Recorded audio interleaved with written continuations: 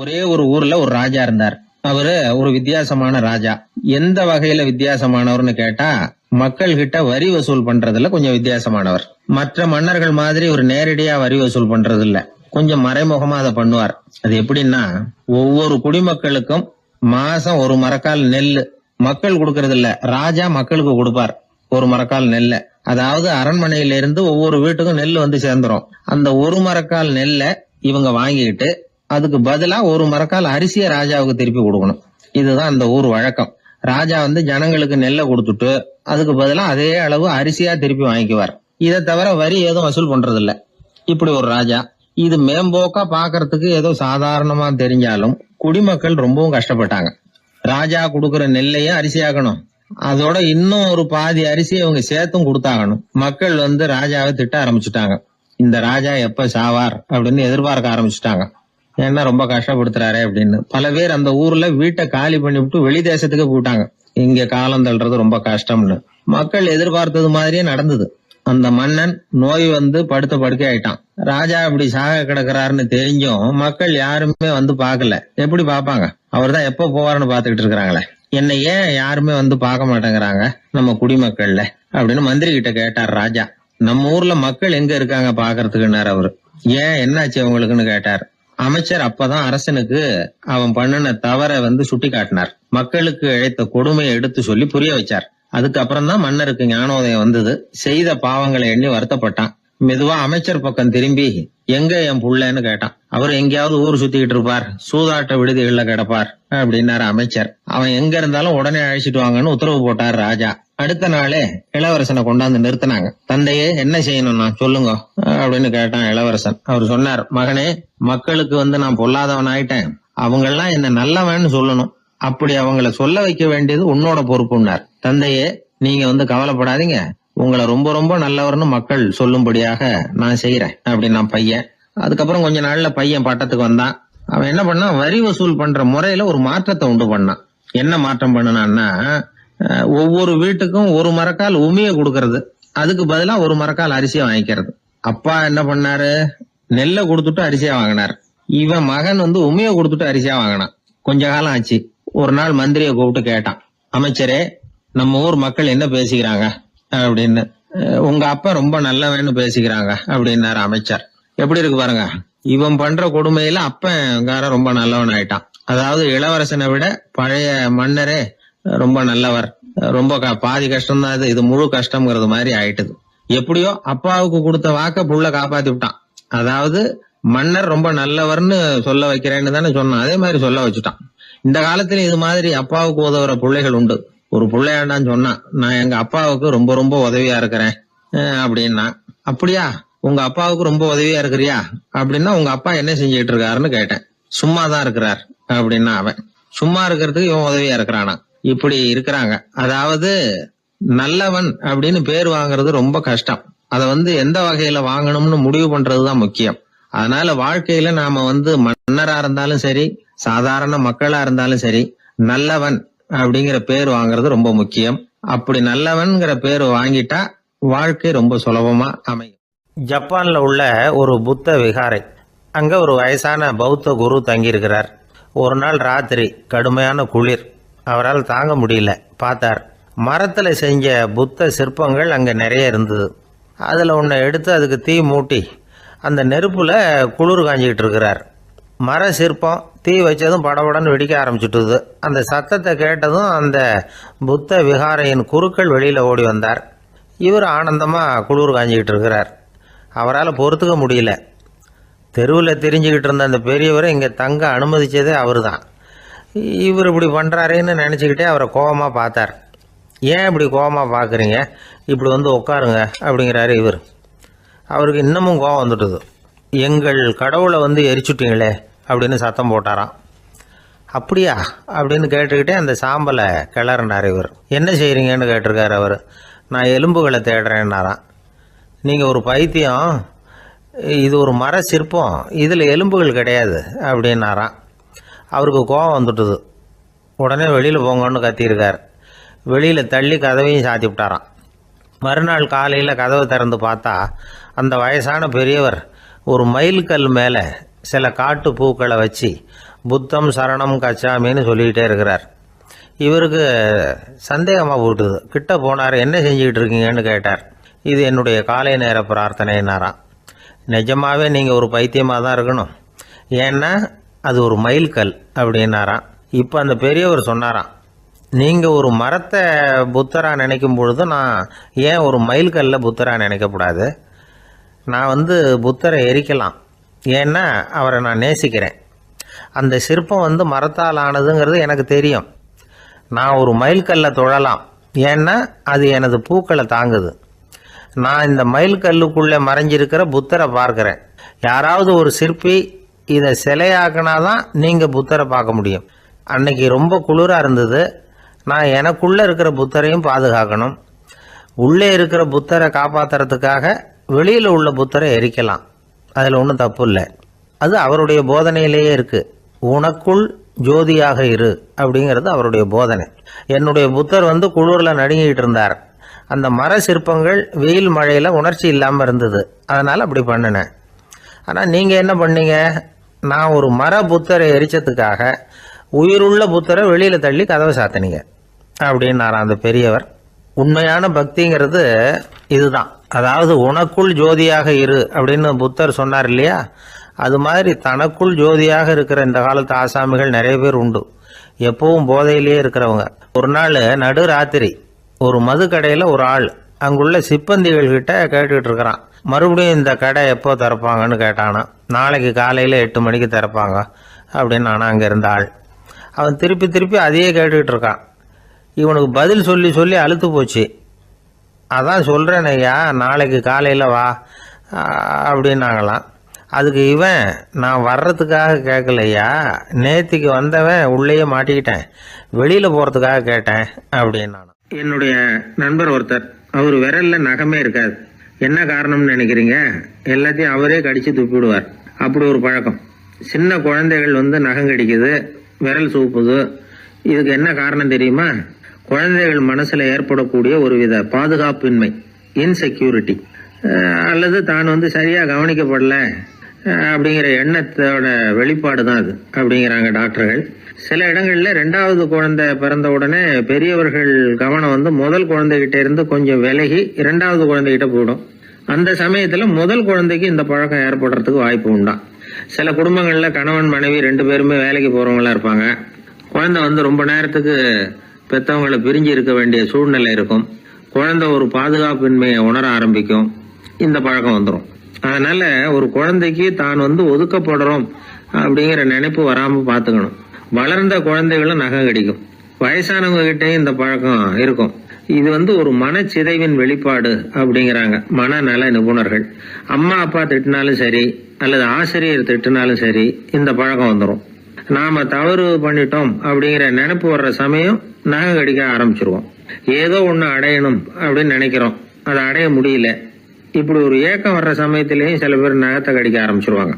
ஒரு பெரிய அதிகாரி, தனியார் நிறுவனத்துல வேலை பார்க்கிறவரு, அவரு டென்ஷன் ஆயிட்டாருன்னா உடனே அறைக்கு அதை சாத்தி விடுவாங்களாம். அவரே சாத்திக்குவாராம்.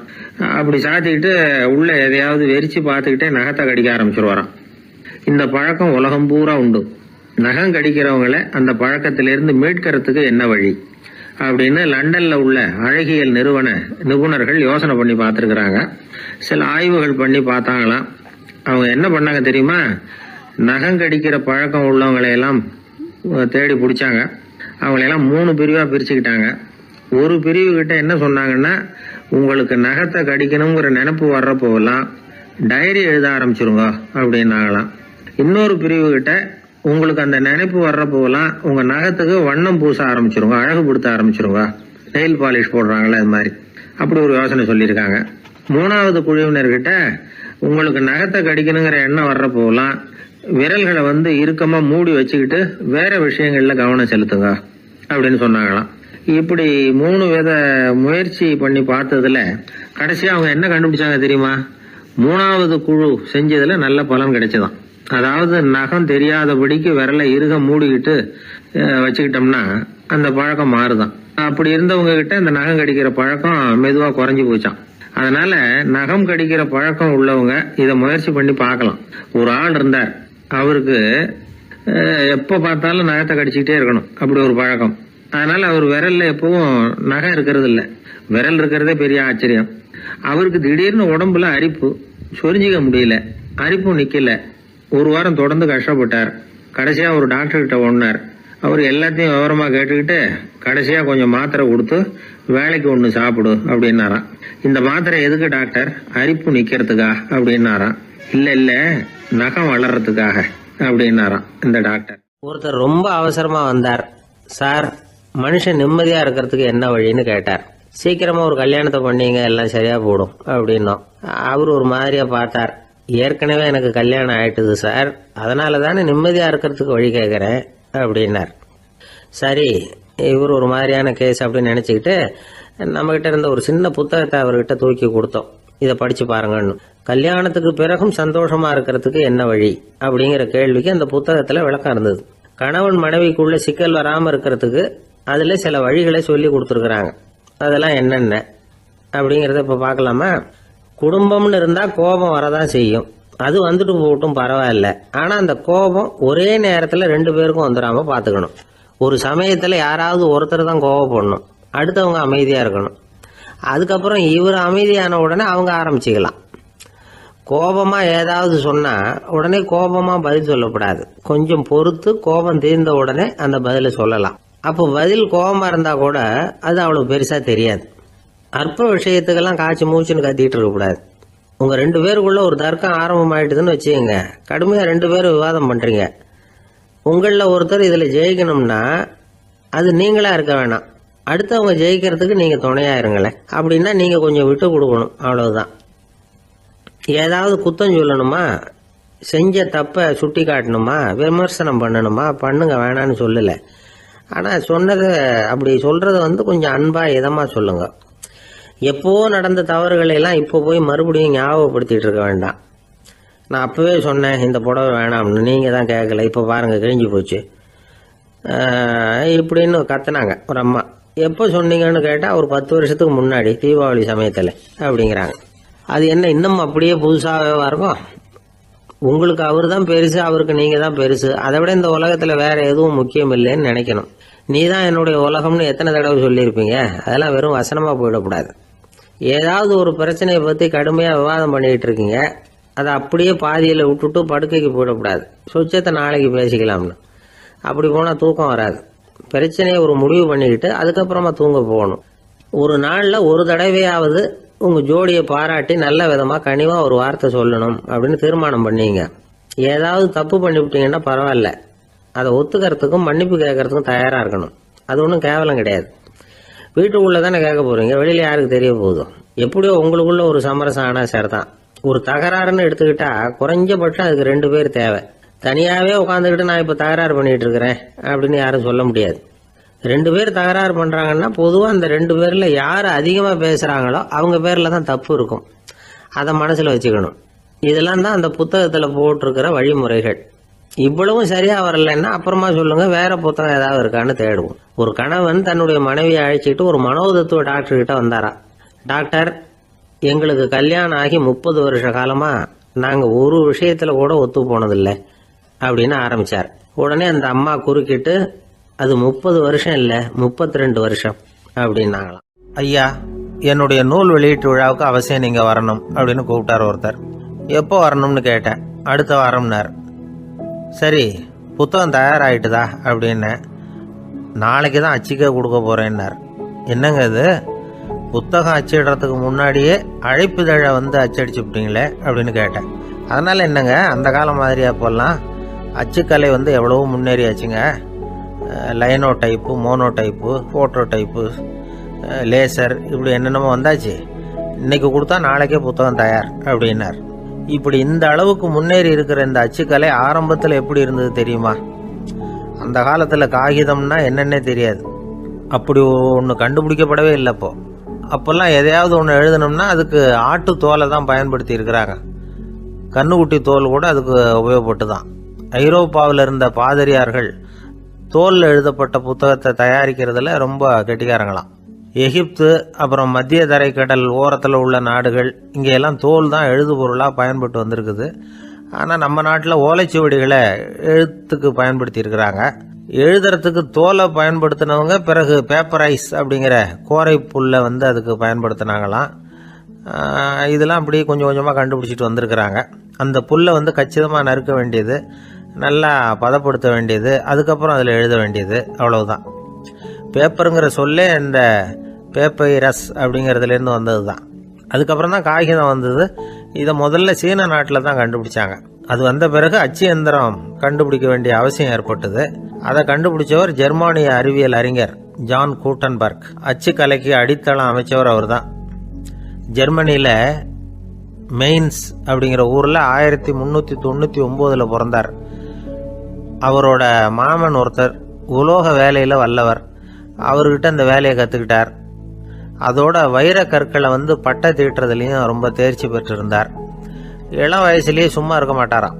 எதை செஞ்சாலும் அதை திறமையாக செய்வாராம். அவர் தான் முதல்ல மர அச்சு எழுத்துக்களை உருவாக்கினார். அது மேலே மை தடவி பிரதிகள் எடுத்தார்.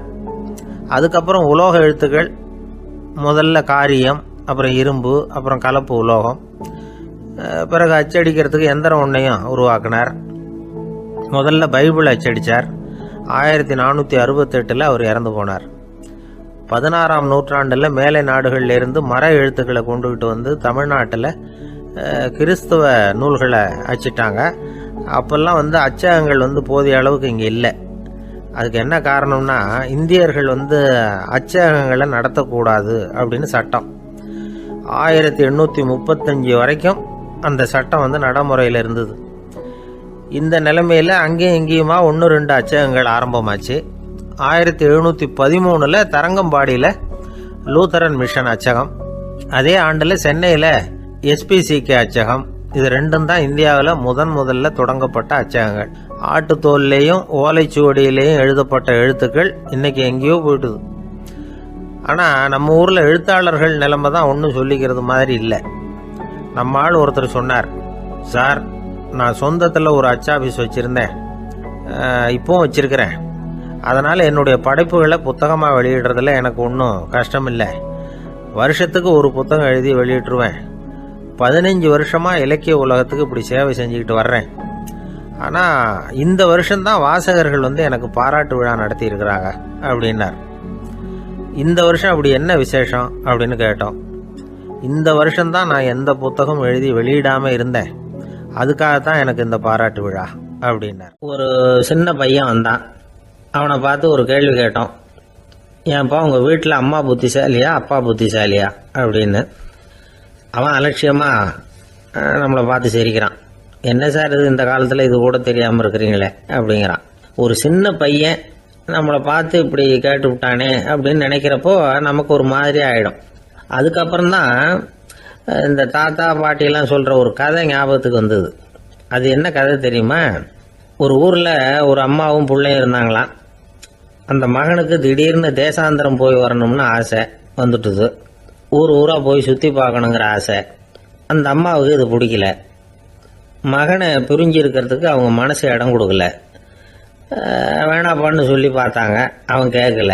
திடீர்னு புறப்படவும் செஞ்சுட்டான். சரி, இனிமேல் அவனை தடுக்க முடியாதுன்னு முடிவு பண்ணிக்கிட்டாங்க அந்த அம்மா. இருந்தாலும் புத்திசாலித்தனமாக ஒரு யோசனை பண்ணாங்க. மகனை கிட்டத்தில் கூப்பிட்டாங்க. அவங்ககிட்ட சொன்னாங்க, இதை பாருப்பா, நீ தேசாந்திரம் போகிறதுன்னு தீர்மானம் பண்ணிவிட்ட, அதை நான் தடுக்கலை, போயிட்டு வந்துடும். ஆனால் போகிறதுக்கு முன்னாடி எனக்கு ஒரு வாக்குறுதி கொடுத்துட்டு போ அப்படின்னாங்க. போகிறப்போ ராத்திரியாக இருந்தாலும் பகலாக இருந்தாலும் சரி, புளிய மரத்து நிழலில் தான் தங்கணும். திரும்பி வர்றப்போ இரவும் பகலும் நீ வந்து வேப்ப மரத்து நிழல்லே தங்கணும் அப்படின்னாங்க. சரி, அப்படியே செய்கிறேன்னு சொல்லி வாக்குறுதி கொடுத்தான் பையன். புறப்பட்டு போனான். போகிற வழியில் புளிய மரத்து நிழல்லே தங்கினான், தூங்கினான். அப்படி போய்கிட்டே இருந்தான். 7ஆவது நாள் அவன் உடம்பு சுகம் இல்லாமல் போயிட்டுது. ரொம்பவும் பலவீனமாயிட்டான். இனிமேல் நடக்க முடியாதுங்கிற நிலைமை வந்துட்டுது. யோசிச்சு பார்த்தான். சரி, இதுக்கு மேலே வந்து போக வேண்டாம் அப்படின்னு முடிவு பண்ணிட்டு திரும்பி வர ஆரம்பிச்சுட்டான். திரும்பி வர்றப்போ வழியில் வேப்ப மரத்து நிழல்லையே தங்கி வந்தான். நாளுக்கு நாள் உடம்பு சரியாக வந்துட்டுது. 7ஆவது நாள் வீட்டுக்கு வந்து சேர்றான். உடம்பு பழையபடியே கலகலப்பாயிட்டுது. பூரண சுகம். தேசாந்திரம் போன பையன் திரும்பி வந்துட்டானே அப்படின்னு அந்த அம்மா ஆச்சரியப்படலை. ஏன்னா அவங்களுக்கு தெரியும் இப்படி ஆகும்னு. பையன் சீக்கிரமாக திரும்பி வரணுங்கிறதுக்காக தான் அவங்க அந்த யோசனையை சொன்னாங்க. என்ன விஷயம்ங்கிறதையும் அவங்களே சொன்னாங்க. மகனே, புளிய மரத்து நிழல் உடம்புக்கு உஷ்ணத்தை கொடுக்கும், சீக்க உண்டாக்கும். அதனால் நீ தொடர்ந்து புளிய மரத்து நிழலில் தங்கினாவே நோய்க்கு ஆளாயிட்ட. அதனால் நல்ல பயணத்தை முடிச்சுக்கிட்டு திரும்பி வரணுங்கிற முடிவுக்கு வந்துட்ட. திரும்பி வர்றப்போ நீ தங்கினது வேப்ப மரத்து நிழல். அது உடம்புக்கு குளிர்ச்சியை தரக்கூடியது, நோயை தீர்க்கக்கூடியது. அதனால் சுகமாக வீட்டுக்கு சேர்ந்துட்ட. உன்னோட தேசாந்திர பயணத்தை தடுக்கிறதுக்காக தான் இப்படி பண்ணினேன் அப்படின்னாங்களாம் அந்த அம்மா. பார்த்தீங்களா அம்மாவோட புத்திசாலித்தனத்தை? அப்பாவாக இருந்தால் இப்படியா பண்ணுவார்? ஒரு அப்பா பையன்கிட்ட 10 ரூபா கொடுத்து இதை எடுத்துக்கிட்டு அடுத்த ஊருக்கு போய் அங்கே இருக்கிற மாமா கிட்ட இதை கொடுத்துட்டு வாடா, வழியில் எங்கேயாவது மரத்தடியில் படுத்து தூங்கி விடாதே அப்படின்னு எச்சரிக்கை பண்ணி அனுப்புனாராம். பையனுக்கு எச்சரிக்கையாக வாழறது எப்படிங்கிறத கற்றுக் கொடுக்கறதுக்காக இப்படி பண்ணார். அவன் பணத்தை வாங்கிக்கிட்டு போனான். அப்பா சொன்னதை மறந்துட்டு ஒரு மரத்தடியில் படுத்து தூங்கிட்டான். அவனுக்கு தெரியாமல் அவன் பின்னாடியே போன அப்பா அவன் கையில் இருந்த அந்த 10 ரூபாயை நைஸாக எடுத்துகிட்டு வந்துட்டார். அவன் பையில் தானே வச்சுருந்தான், அது தெரியாமல் எடுத்துகிட்டு வந்துட்டார். அவன் தூங்கிக்கிட்டு இருக்கான். எடுத்துகிட்டு ஒரு மறுபடியும் வீட்டுக்கு வந்துட்டார். பையன் முழிச்சுக்கிட்டு பையை தடவி பார்க்குறான், பணத்தை காணும். அழுதுகிட்டே திரும்பி வந்தான். அப்பா கிட்ட விஷயத்த சொன்னான். அப்பா சிரிச்சுக்கிட்டே சொன்னார், அதுக்கு தான்ப்பா ஆரம்பத்திலேயே எச்சரிக்கை பண்ணினேன், இனிமேலாவது நீ ஜாக்கிரதையாக இருக்கணும் அப்படிங்கிறதுக்காக தான் இப்படி பண்ணினேன். அந்த பணம் எங்கேயும் போயிடல, நான் தான் அதை உனக்கு தெரியாமல் எடுத்து வச்சிருக்கிறேன். இதோ பாரு அப்படின்னு சொல்லிட்டு சைடு பாக்கெட்டில் கையை விட்டா அது ஓட்டையாக இருக்குது. அதை எவனோ ஏற்கனவே கத்திரிச்சு எடுத்துகிட்டு போயிட்டான். இப்போ அப்பா முகத்தில் அசடு வழிஞ்சுதான். கடற்கரை ஓரமா ஒரு பெரியவர் கையால மணலை கீறிக்கிட்டே உட்காந்துருக்கிறார். என்னத்தையும் தேடிட்டு இருக்கிறது மாதிரி தெரிஞ்சது. மெதுவா கிட்டத்துல போய் என்னத்தை தேடிட்டு இருக்கிறீங்க அப்படின்னு கேட்டோம். அவரு சாவகாசமா நிமிந்து பார்த்து நிம்மதியை தேடிட்டு இருக்கிறேன்னார். நாங்க ஒரு மாதிரி ஆயிட்டோம். இருந்தாலும் சமாளிச்சுக்கிட்டு, சார் மணல்ல கிழிஞ்சல் தான் கிடைக்கும், நிம்மதி கிடைக்காது அப்படின்னோம். சரி, இன்னைக்கு வசமா நம்ம கிட்ட ஒரு ஆள் மாட்டிக்கிட்டார் அப்படின்னு நினைச்சு அவர் பக்கமா போய் உட்காந்துக்கிட்டு கதை சொல்ல ஆரம்பிச்சிட்டோம். ஒரு பெரிய மன்னர் இருந்தார். அவருக்கு எல்லா வசதியும் இருந்தது. இருந்தாலும் ஒரே ஒரு குறை. அது என்னன்னா நிம்மதி இல்லைங்கிற குறை. அரண்மனையில தினமும் கலை நிகழ்ச்சி, நாட்டியம் எல்லாம் நடந்துகிட்டு தான் இருந்தது. இருந்தாலும் நிம்மதி இல்லை. சரி, நிம்மதி எங்க கிடைக்கும் அப்படின்னு தேட ஆரம்பிச்சார். உடனே அதுக்கான முயற்சிகள்ல தீவிரமா இறங்கினார். நாட்டில் உள்ள தத்துவ மேதைகளை எல்லாம் கூப்பிட்டுட்டு வர சொன்னார். எல்லாரும் சேர்ந்தாங்க. அவங்கள பார்த்து நிம்மதி எங்க இருக்குது அப்படின்னு விசாரிச்சார். அவங்களுக்கு அது தெரிஞ்சா ஏன் இப்படி ராஜா முன்னாடி நின்றுட்டு இருக்க போறாங்க? ராஜாவோட கேள்விக்கு ஒவ்வொருத்தரும் ஒவ்வொரு மாதிரி விளக்கம் கொடுக்க ஆரம்பிச்சிட்டாங்க. எந்த பதிலும் ராஜாவுக்கு திருப்தி அளிக்கக்கூடிய அளவுக்கு இல்லை. சரி, போயிட்டு வாங்கன்னு சொல்லி அவங்கள எல்லாம் அனுப்பி வச்சுட்டார். ஒரு நாள் அவர் மாளிகையில உப்பருகையில நின்றுட்டு இருக்கிறார். அந்த சமயத்துல தெருவில் ஒரு பிச்சைக்காரன் ரொம்ப உல்லாசமா பாட்டு பாடிக்கிட்டே போயிட்டு இருக்கிறான். குரல்ல ஒரு சந்தோஷம், நடையில ஒரு மிடுக்கு. அவன்கிட்ட கொஞ்சம் கூட கவலை இருக்கிறதா தெரியல. உடனே ராஜா அதை பார்த்தார். ஏவலாளிகளை கைதட்டி கூப்பிட்டார். உடனே ஓடி போய் அந்த பிச்சைக்காரனை இங்க அழைச்சிட்டு வாங்கன்னு உத்தரவு போட்டார். இவங்க உடனே ஓடி போய் அவனை கூப்பிட்டாங்க. அரண்மனைக்கு வாழ்ந்தாங்க. அவன் வரல. அரண்மனைக்குள்ள அடி எடுத்து வைக்க மாட்டேன்னு சொல்லிவிட்டான். ராஜா கிட்ட விஷயத்தை சொன்னாங்க. அவருக்கு ரொம்ப ஆச்சரியம், இப்படி ஒரு ஆள் இருக்கிறானா அப்படின்னு. சரி, அவன் என்னதான் சொல்றான் அப்படின்னு விசாரிச்சார். இவங்க மறுபடியும் தெருவுக்கு போய் கேட்டாங்க. என்ன பார்க்கணும்னா ராஜா விருப்பப்பட்டாருன்னா அவரை வேணும்னா இங்க வர சொல்லுங்க அப்படின்னு சொல்லிவிட்டான். அதை ராஜா கிட்ட சொன்னாங்க. அவருக்கு கோபம் வரல. இவ்வளவு சுதந்திர உணர்வோடு இருக்கிறவன் சாதாரண ஆளா இருக்க முடியாது அப்படின்னு நினைச்சார். உடனே கிடுகிடுன்னு இறங்கி தெருவுக்கு வந்தார். பிச்சைக்காரங்கிட்ட போனார். நீ கவலைப்படாம சந்தோஷமா பாடிட்டு போறியே, அது எப்படி முடியுது உன்னால அப்படின்னு கேட்டார். ஏன் அப்படி கேக்குறீங்கன்னு அவன், அதுக்கு இல்ல, எனக்கு அரண்மனையில எவ்வளவோ சுகபோகங்கள்லாம் இருக்கு, இருந்தாலும் நிம்மதி இல்லை. இது ஏன்னு எனக்கு தெரியல. இந்த தேசத்துல உள்ள அறிஞர்களை எல்லாம் கூப்பிட்டு கேட்டு பார்த்துட்டேன், அவங்களுக்கும் தெரியல. உன்னை கேட்டா தெரியும்னு நினைச்சேன், அதனாலதான் சந்திக்கிறதுக்கு ஆசைப்பட்டேன். ஆனா நீ வரமாட்டேன்னு விட்டியே அப்படின்னார். பிச்சைக்காரன் கடகடன்னு சிரிக்க ஆரம்பிச்சுட்டான். மகிழ்ச்சிக்கும் உங்களுக்கும் தடையா இருக்கிறது இந்த மாளிகை தான். இதை விட்டுட்டு வெளியில வந்துட்டா நிம்மதி தேடிட்டு வந்துரும்னா. நான் அரசன், எனக்குன்னு கடமைகள் இருக்கு, அதையெல்லாம் விட்டுட்டு எப்படி வர முடியும்னார் ராஜா. ரெண்டும் ஒரே நேரத்துல கிடைக்கணுங்கிறது முடியாத காரியம்.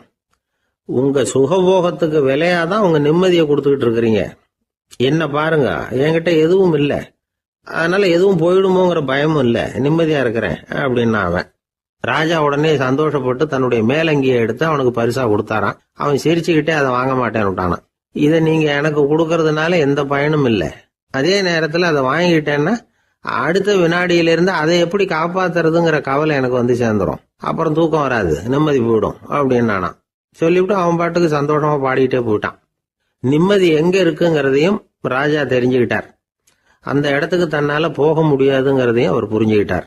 இப்படி இந்த கதைய அந்த கடற்கரையில மணலை கீறிக்கிட்டே உட்கார்ந்துருந்தார அந்த பெரியவர்கிட்ட சொல்லி முடிச்சோம். அவர் முகத்துல ஒரு தெளிவு தெரிஞ்சது. எங்களை நிமிர்ந்து பார்த்தார். ரொம்ப நன்றிங்க, இப்ப எனக்கு தெரிஞ்சு போச்சு. நிம்மதி வேணும்னா அதுக்கு என்ன பண்ணணும்னு இப்ப நல்லா புரிஞ்சுக்கிட்டேன் அப்படின்னார். என்ன புரிஞ்சுக்கிட்டீங்கன்னு கேட்டோம். இனிமே இந்த பக்கம் வந்தா உங்க கண்ணுல படாத இடமா பார்த்து உட்காரணும்னு புரிஞ்சுக்கிட்டேன் அப்படின்னார். ஒரு ஆளு ராமகிருஷ்ணரை தேடி வந்தான். அவன் கையில 1000 பொற்காசுகள் வச்சிருந்தான். அதை அவர்கிட்ட கொடுத்து இதை ஏத்துக்கணும் அப்படின்னு ரொம்ப பணிவா கேட்டுக்கிட்டான். அவரு பார்த்தார், இது எனக்கு தேவையில்லை, ஆனாலும் உன்னுடைய மனசை புண்படுத்துறதுக்கு நான் விரும்பலை, அதனால நீ கொடுக்கறத வாங்கிக்கிறேன்னார். வாங்கிக்கிட்டார். அப்புறம் கேட்டார், இதை பாரு, இனிமே இதெல்லாம் என்னுடைய இது தானே அப்படின்னார். ஆமாம், அதையெல்லாம் நான் உங்களுக்கே கொடுத்துட்டேன்னாவேன். சரி, இப்போ நீ எனக்காக ஒரு காரியம் பண்ணணும்னார். என்ன செய்யணும்னு சொல்லுங்கன்னா, இந்த நாணயங்களையெல்லாம் எடுத்துக்கிட்டு போய் கங்கை நதியில் எரிஞ்சுட்டு வா அப்படின்னார். இவனுக்கு அதிர்ச்சியாக போச்சு. என்ன பண்ணுறது, இனிமேல் அது முடியாதுன்னு சொல்ல முடியாது. ஏன்னா அந்த நாணயங்களையெல்லாம் அவருக்கே கொடுத்துட்டான். இனிமேல் அதெல்லாம் இவனுடையது இல்லை. பேசாமல் அவ்வளவே அள்ளிக்கிட்டு ஆத்தங்கரைக்கு போனான்.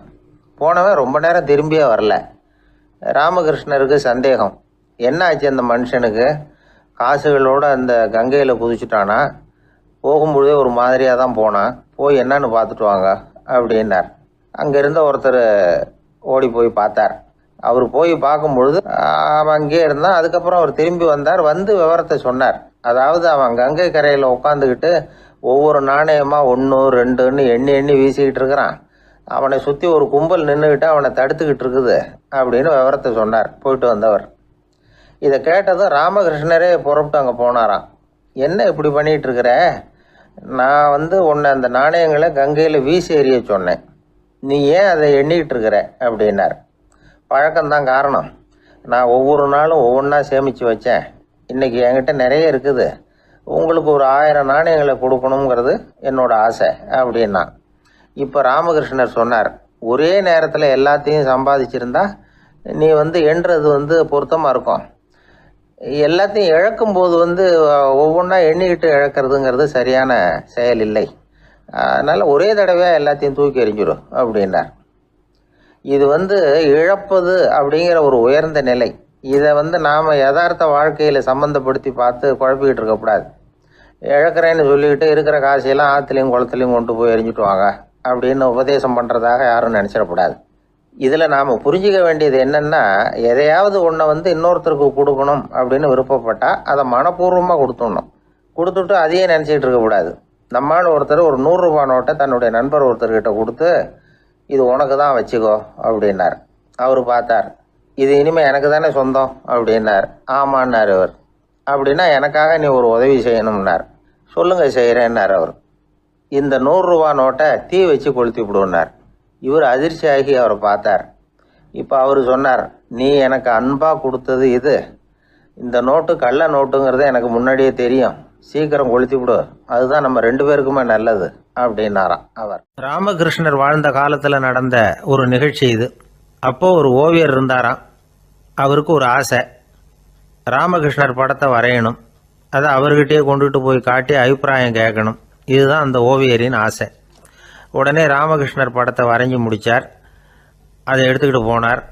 இவர் போன சமயம் அங்கே ராமகிருஷ்ணர் சீடர்களோடு உட்காந்துருக்கிறார். விவேகானந்தர் அங்கே இருக்கிறார். இந்த ஓவியர் கொண்டுகிட்டு போய் தான் வரைந்த ஓவியத்தை அவர்கிட்ட காட்டினார்.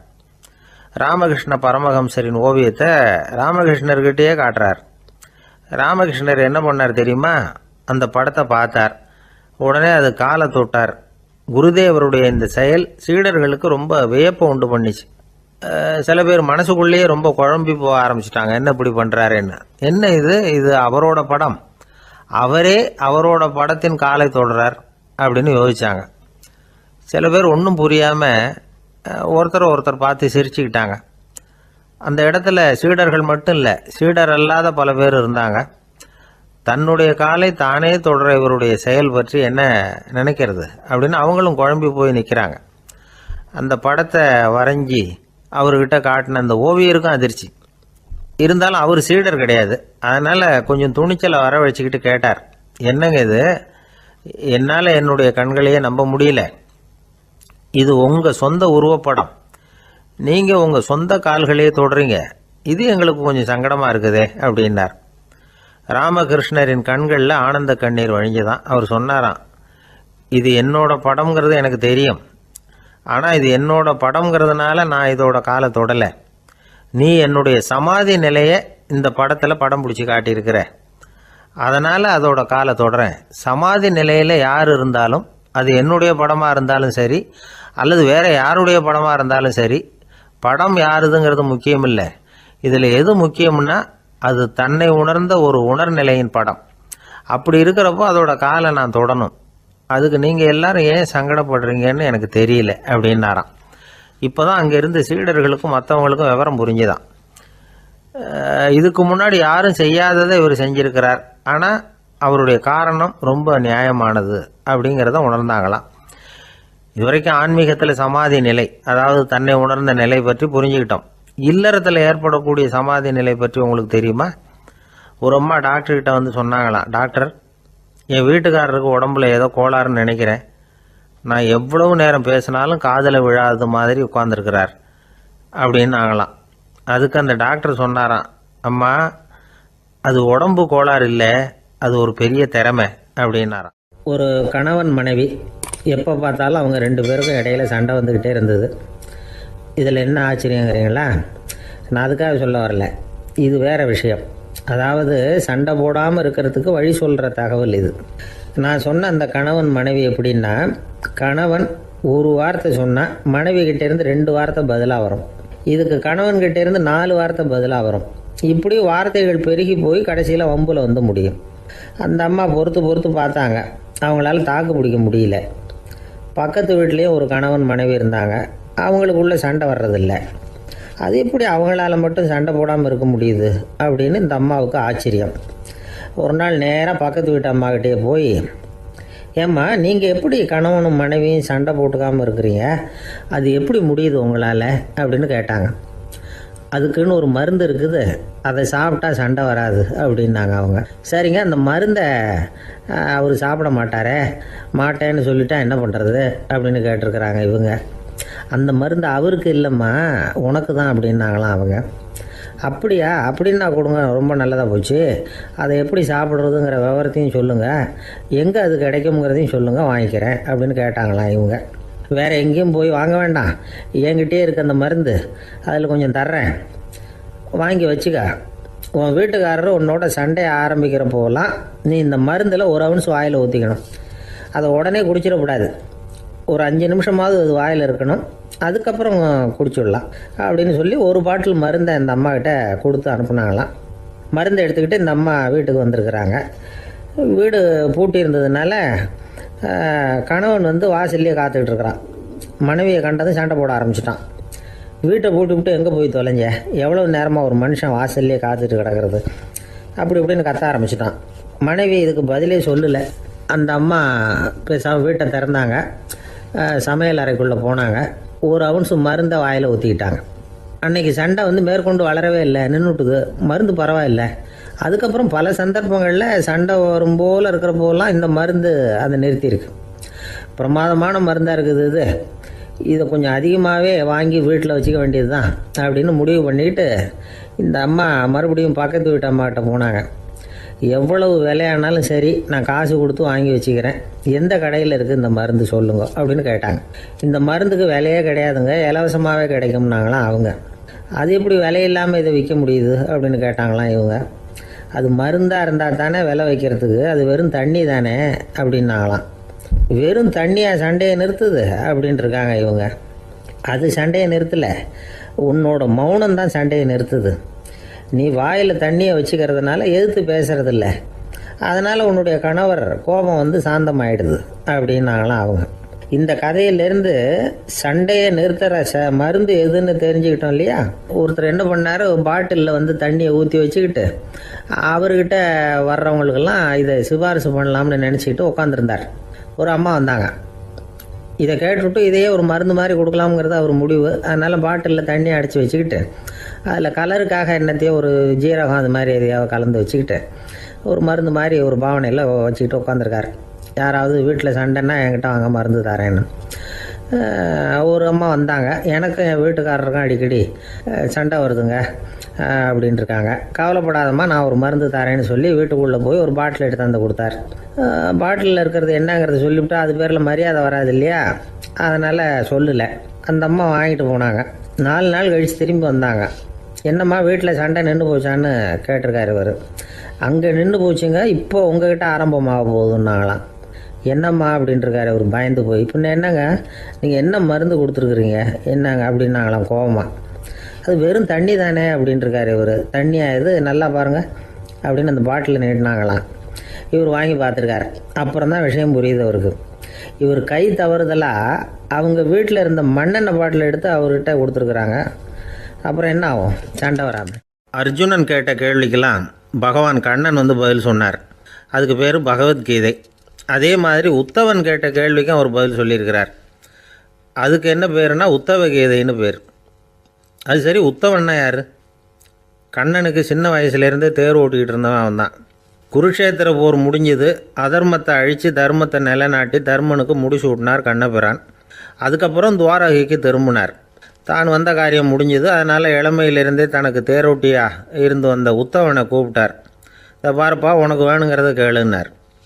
அவன் தனக்குன்னு எதையும் கேட்குறதுக்கு ஆசைப்படலை. இருந்தாலும் கேள்வி கேட்குறதில்ல அவன் ரொம்ப கெட்டிக்காரன். அதனால் கேட்க ஆரம்பித்தான். பரந்தாமா, ராஜசூய யாகத்துக்கு தர்மனை கூப்பிட்டு தன்னுடைய அரண்மனையில் விருந்து வச்சான் துரியோதனை. அதுக்கப்புறம் சூதாட்டத்துக்கு கூப்பிட்டான். தர்மன் வந்து தோல்வி அடைகிற மாதிரி பண்ணிவிட்டான். நீங்கள் தான் முக்காலமும் உணர்ந்தவராச்சே, சூதாட்டத்தில் தர்மர் ஜெயிக்கிறது மாதிரி பண்ணியிருக்கக்கூடாதா? இந்த பகடைக்காயை உருட்டுறப்போ நீங்கள் எதிர்பார்த்தது விழற மாதிரி பண்ணியிருக்கலாமே. சரி, அதுதான் இல்லை.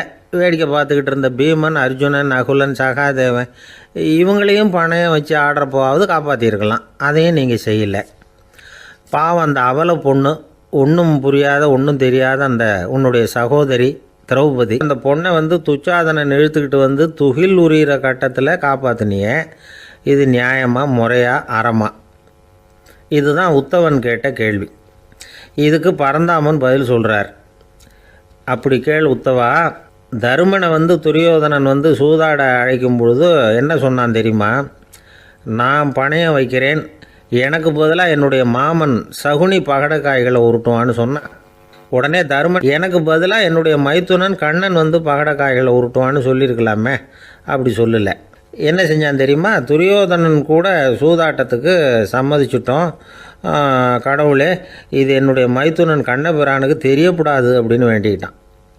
இதனால் தருமன் வந்து எனக்கு வந்து மனசால் தடை போட்டுட்டான். அதனால் அரண்மனைக்கு வெளியிலேயே என்னை கூப்பிடுவாங்கன்னு நான் காத்துக்கிட்டு இருந்தேன். பீமன், அர்ஜுனன், நகுலன், சகாதேவன், திரௌபதி இவங்களை பணையம் வச்சு ஆடுறப்போவாவது கூப்பிடுவாங்கன்னு பார்த்தேன். அப்பவும் அவங்க என்னை கூப்பிடல, நினைக்கல. திரௌபதியை வந்து துச்சாதனன் கூந்தலை பிடிச்சி இழுக்கிறான். அப்போ கூட அவள் தன்னுடைய உடல் பலத்தால் தடுக்கிறதுக்கு முயற்சி பண்ணாலே தவிர என்ன நினைக்கல. துரியோதனன் சபைக்கு இழுத்து செல்லப்பட்ட திரௌபதி அறநூல்களையும் அரச நீதிகளையும் சொல்லிக்கிட்டு இருந்தாலே தவிர என்ன நினச்சே பார்க்கலை. துகில் உரிகிற கட்டத்தில் தான் ஹரி ஹரி கண்ணா பரந்தாமன்னு கூப்பிட்டா. அதனால தான் அப்போ போய் நான் காப்பாற்றினேன் அப்படின்னா பரந்தாமன். அப்படின்னா நீ அழைச்சாதான் போவியா, நீயா போக மாட்டியா அப்படின்னு கேட்குறான் உத்தவன். ஆமாம், நான் கூப்பிட்டா தான் போவேன். மனிதர்கள் செய்யக்கூடிய செயல்களையெல்லாம் அவங்கவுங்க போக்கிலேயே விட்டுட்டு வேடிக்கை பார்த்துக்கிட்டு இருப்பேன். நான் குறுக்கிட்டு வந்து ஒன்றுமே செய்ய மாட்டேன் அப்படின்னா பரந்தாமன். மனுஷன் தவறு பண்ணுனா திருத்த மாட்டியா, சும்மா பார்த்துக்கிட்டு தான் உட்காந்துருப்பியா அப்படின்னு கேட்குறான் உத்தவன். நான் மனுஷனுடைய உள்ளத்தில் இருக்கிறப்போ என் எதிரில் மனுஷன் தவறு பண்ண மாட்டான் அப்படின்னு ஆனால் கண்ணன். அதாவது யார் நினைக்கிறாங்களோ அவங்க உள்ளத்துலலாம் அவன் இருக்கிறான். அப்படி இருக்கிறப்போ தவறு செய்ய மனுஷன் அஞ்சுவான். இதுதான் உத்தவ கீதைங்கிறது. இந்த காலத்துலேயும் சில பேர் பகவான் மாதிரி அடுத்தவங்க கஷ்டப்படுறத வேடிக்கை பார்த்துக்கிட்டு இருக்கிறது உண்டு. அன்றைக்கி அப்படித்தான். நடுத்தெருவில் ஒரு திருடனை பிடிச்சி எல்லாரும் சேர்ந்து அடிச்சுக்கிட்டு இருக்கிறாங்க. ஒரு ஆள் மட்டும் தள்ளி நின்று அதை வேடிக்கை பார்த்துக்கிட்டு இருக்கான். பார்த்துக்கிட்டு சிரிச்சுக்கிட்டு இருக்கிறான். என்ன சார் இது, பாவம் அந்த ஆளை போட்டு அப்படி அடிக்கிறாங்களே அப்படின்னும். அடிக்கட்டும் சார், அவன் அடி வாங்க வேண்டிய ஆள் தான் அப்படின்னா அவன். ஏன் சார் அப்படி சொல்கிறீங்க அப்படின்னு கேட்டோம். பின்ன என்ன சார், நான் ஒருத்தர் பையில் இருந்த பர்ஸை எடுக்கிறதுக்கு முயற்சி பண்ணிக்கிட்டு இருந்தேன். அதுக்குள்ளே அவன் முந்திக்கிட்டு அபேஸ் பண்ணிவிட்டான். பர்ஸை அவன் எடுத்துட்டான். பார்க்கறதுன்னா எடுக்கிறது அவனா? என்ன சார் நியாயம் இது? நல்லா வாங்கட்டும் அப்படிங்கிறான். ஒரு ஊரில் ஒருத்தர் இருந்தான். ஏதோ ஒரு சின்ன அலுவலகத்தில் வேலை பார்த்துக்கிட்டு இருந்தான். ரொம்ப ஏழை. வர்ற கொஞ்சம் வருமானத்தை வச்சு வாழ்க்கையை ஓட்டிக்கிட்டு இருந்தான். ஒரு நாள் தெரு வழியாக அவன் நடந்து வந்துக்கிட்டு இருக்கிறான். தெருவில் ஒரு காசு கிடந்தது. அதை பார்த்துட்டான். அது குனிஞ்சு எடுத்தான். அது ஒரு பழங்கால காசு. அந்த காசு நடுவில் ஒரு துளை இருந்தது. அதாவது துளையிட்ட நாணயம். பழங்காலத்தில் புழக்கத்தில் இருந்த ஒரு நாணயம் அது. துளையிட்ட நாணயம் கிடச்சிதுன்னா ரொம்ப நல்லது, அது அதிர்ஷ்டம் அப்படின்னு ஒரு நம்பிக்கை உண்டு. இவன் கையில் அது கிடைச்சதும் ரொம்ப சந்தோஷப்பட்டான். இனிமேல் என்னுடைய கஷ்டம்லாம் தீரப்போகுது, அதிர்ஷ்டம் என்னை தேடி வரும், நான் பணக்காரன் ஆகிடுவேன் அப்படின்னு சொல்லிட்டு அந்த காசை தன்னுடைய கோட்டு பையில் பத்திரமா போட்டு வச்சுக்கிட்டான். அடிக்கடி அதை தொட்டு பார்த்துக்கிறது உண்டு, வெளியில் எடுக்க மாட்டான். இப்படியே கொஞ்ச காலம் ஆச்சு. அதுக்கப்புறம் என்னாச்சு தெரியுமா? நிஜமாகவே அதிர்ஷ்டம் அவனை தேடி வர ஆரம்பிச்சிட்டுது. செல்வம் வந்து குவிஞ்சுது. பணம், பதவி, புகழ் எல்லாம் வந்து சேர்ந்தது. சமூகத்தில் அவன் ஒரு பெரிய மனுஷன் ஆகிட்டான். எல்லாரும் அவனை பாராட்டினாங்க. அவன் எதை தொட்டாலும் வெற்றி, எல்லாம் அந்த காசோட மகிமை அப்படின்னு அவன் மனசுக்குள்ளே நினச்சிக்கிட்டான். தினமும் காலையில் அந்த கோட்டை போட்டுக்கிட்டு தான் வெளியில் கிளம்புவான். புறப்படுறதுக்கு முன்னாடி கோட்டு பாக்கெட்டை தொட்டு பார்த்துக்குவான், உள்ளே காசு இருக்கா அப்படிங்கிறத உறுதிப்படுத்திக்குவான். அதுக்கப்புறம் தான் வெளியில் கிளம்புவான். இப்படியே பல வருஷம் ஓடி போச்சு. ஒரு நாள் அவனுக்கு அந்த ஆசை வந்துட்டுது. அதாவது அந்த துளையிட்ட நாணயத்தை எடுத்து கண்ணால் பார்க்கணும் அப்படின்னு. காலையில் சாப்பிட்டுக்கிட்டு இருந்தான். அப்போ தன்னுடைய மனைவிகிட்ட சொன்னான், ரொம்ப நாளைக்கு அப்புறம் என்னுடைய அந்த நாணயத்தை இன்றைக்கி வெளியில் எடுத்து பார்க்க போகிறேன்னா. என்னத்துக்கு அது, இப்போ அதை பார்க்க வேணாமே அப்படின்னு மெதுவாக இழுத்தாங்க அந்த அம்மா. இல்லை நான் பார்த்தே தீரணும் அப்படின்னு அவன் தன்னுடைய சட்டை பைக்குள்ளே கையை விட்டான். உள்ளே இருந்த நாணயத்தை வெளியில் எடுத்தான். பார்த்தா அவனுக்கு ஆச்சரியமாக போச்சு. அந்த நாணயத்தில் துளையே இல்லை. என்ன ஆச்சு அப்படின்னு சொல்லி அவன் ரொம்ப குழம்பி போயிட்டான். இப்போ அந்த அம்மா சொன்னாங்க, நான் தான் ஒரு நாள் உங்கள் கோட்டு ரொம்பவும் தூசியாக இருக்கேன்னு சொல்லி அதை ஜன்னலுக்கு வெளியில் உதறினேன். உள்ளே இருந்த அந்த காசு அப்போ எனக்கு தெரியாது, ஞாபகத்தில் இல்லை. அது தெருவில் விழுந்துட்டது போல இருக்கு. அதுக்கப்புறம் எவ்வளவோ தேடி பார்த்தேன், கிடைக்கல. அதுக்குள்ளே அதை யாரோ எடுத்துகிட்டு போயிட்டாங்க போல இருக்கு. அது இல்லைங்கிறது உங்களுக்கு தெரிஞ்சால் வருத்தமாக இருக்குமேங்கிறதுக்காக நான் தான் வேற ஒரு நாணயத்தை எடுத்து சட்டை பைக்குள்ளே வச்சுட்டேன் அப்படின்னு விவரத்தை சொன்னாங்க அந்த அம்மா. இது எப்போ நடந்ததுன்னு கேட்டான். உங்களுக்கு அந்த காசு கிடைச்சதே அன்னைக்கு மறுநாளே இது நடந்து போச்சு அப்படின்னாங்களாம். இதை கொஞ்சம் யோசனை பண்ணி பாருங்கள். அவனுக்கு அதிர்ஷ்டத்தை கொடுத்தது அந்த நாணயம் இல்லை, அவனுடைய நம்பிக்கை, அதாவது தன்னம்பிக்கை. அதுதான் வேலை செஞ்சிருக்கு. இதிலிருந்து நாம் தெரிஞ்சுக்க வேண்டியது என்னென்னா, வாழ்க்கையில் முன்னேற நினைக்கிறவங்களுக்கு தன்னம்பிக்கை ரொம்ப முக்கியம். அது இல்லைன்னா முன்னேற முடியாது. ஒருத்தன் சொன்னானா, நான் எப்போவுமே என்ன தான் சார் நம்புவேன், மற்றவங்கள நம்ப மாட்டேன். நேற்றுக்கு பாருங்கள், திடீர்னு 10 பேர் என்னை அடிக்க வந்துட்டாங்க, நான் ஒருத்தனாகவே அதை சமாளித்தேன் அப்படின்றான் ரொம்ப பெருமையாக. அது எப்படின்னு கேட்டாங்களாம். ஒரே ஓட்டமாக அங்கேருந்து ஓடி வந்துட்டேன் அப்படின்னு நான். ரொம்ப நாளைக்கு முன்னாடி ஒரு நாள் கோவலன் நாடகம் நடந்தது. எங்கள் மதுரையில் நடந்தது. அதில் ஒரு முக்கியமான கட்டம். கண்ணகி கிட்ட சிலம்பை வாங்கிக்கிட்டு அதை விற்கிறதுக்காக மதுரை நகருக்கு புறப்படுறான் கோவலன். அந்த சமயத்தில் கண்ணகி பாடுற மாதிரி ஒரு நாடக பாடல். நாடக ஆசிரியர் எழுதினது. அது என்ன பாட்டுன்னா, மா பாவியோர் கூடி வாழும் மதுரைக்கு மன்னா போகாதீர் என்று அப்படின்னு ஆரம்பிக்கும் அந்த பாட்டு. இதுதான் அந்த பாட்டு. இதை கண்ணகி மேடையில் பாடின உடனே கூட்டத்தில் சலசலப்பு. நம்ம ஊர்லேயே நமக்கு முன்னாடியே நின்றுக்கிட்டு மா பாவியோர் கூடி வாழும் மதுரை அப்படின்னு சொல்கிறாங்களே, என்ன தைரியம் அப்படின்னு எல்லாம் குழப்பம் பண்ண ஆரம்பிச்சிட்டாங்க. மக்கள் சத்தம் போட ஆரம்பிச்சிட்டாங்க. எதிர்ப்பு குரல் அது பாட்டுக்கு வர வர அதிகமாக போட்டுது. கொண்டுக்கிட்டு வா அந்த நாடக ஆசிரியரை, எழுதுனது யார் அப்படின்னு ஒரே சத்தம், கூச்சல். வேறு வழி இல்லை. மெதுவாக மேடைக்கு வந்தார் அந்த நாடக ஆசிரியர். 4 பக்கத்திலிருந்தும் கேள்வி கணைகள். மக்களை பார்த்து கொஞ்சம் அமைதியாக இருங்கோ அப்படின்னு சொல்லிவிட்டு தன்னுடைய விளக்கத்தை சொல்ல ஆரம்பித்தார் அந்த நாடக ஆசிரியர். மா அப்படின்னு சொன்னால் திருமகளாகிய லட்சுமி அப்படின்னு அர்த்தம். பா அப்படின்னா கலைமகளாகிய சரஸ்வதி. வி அப்படின்னா மலைமகளாகிய பார்வதி. மா பாவியோர் அப்படின்னா திருமகளும் கலைமகளும் மலைமகளும், இவங்க மூவரும் அப்படின்னு அர்த்தம். இந்த 3 பேரும் வாழ்கின்ற மதுரை புனிதம் நிறைந்தது, சகல செல்வங்களும் நிறைஞ்சது. அப்படிப்பட்ட ஊரில் நான் அணிந்து கொள்ளும் இந்த சாதாரண சிலம்பை யார் வாங்கிக்குவாங்க அப்படிங்கிற எண்ணத்தோடு தான் கண்ணகி அப்படி சொல்கிறா. அதை நினச்சி தான் நான் எழுதினேன்.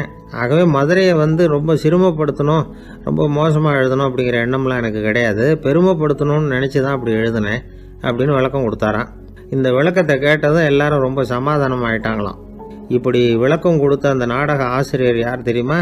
அவர் தான் தமிழ் நாடக உலகின் முதல் ஆசான் சங்கரதாஸ் சுவாமிகள்.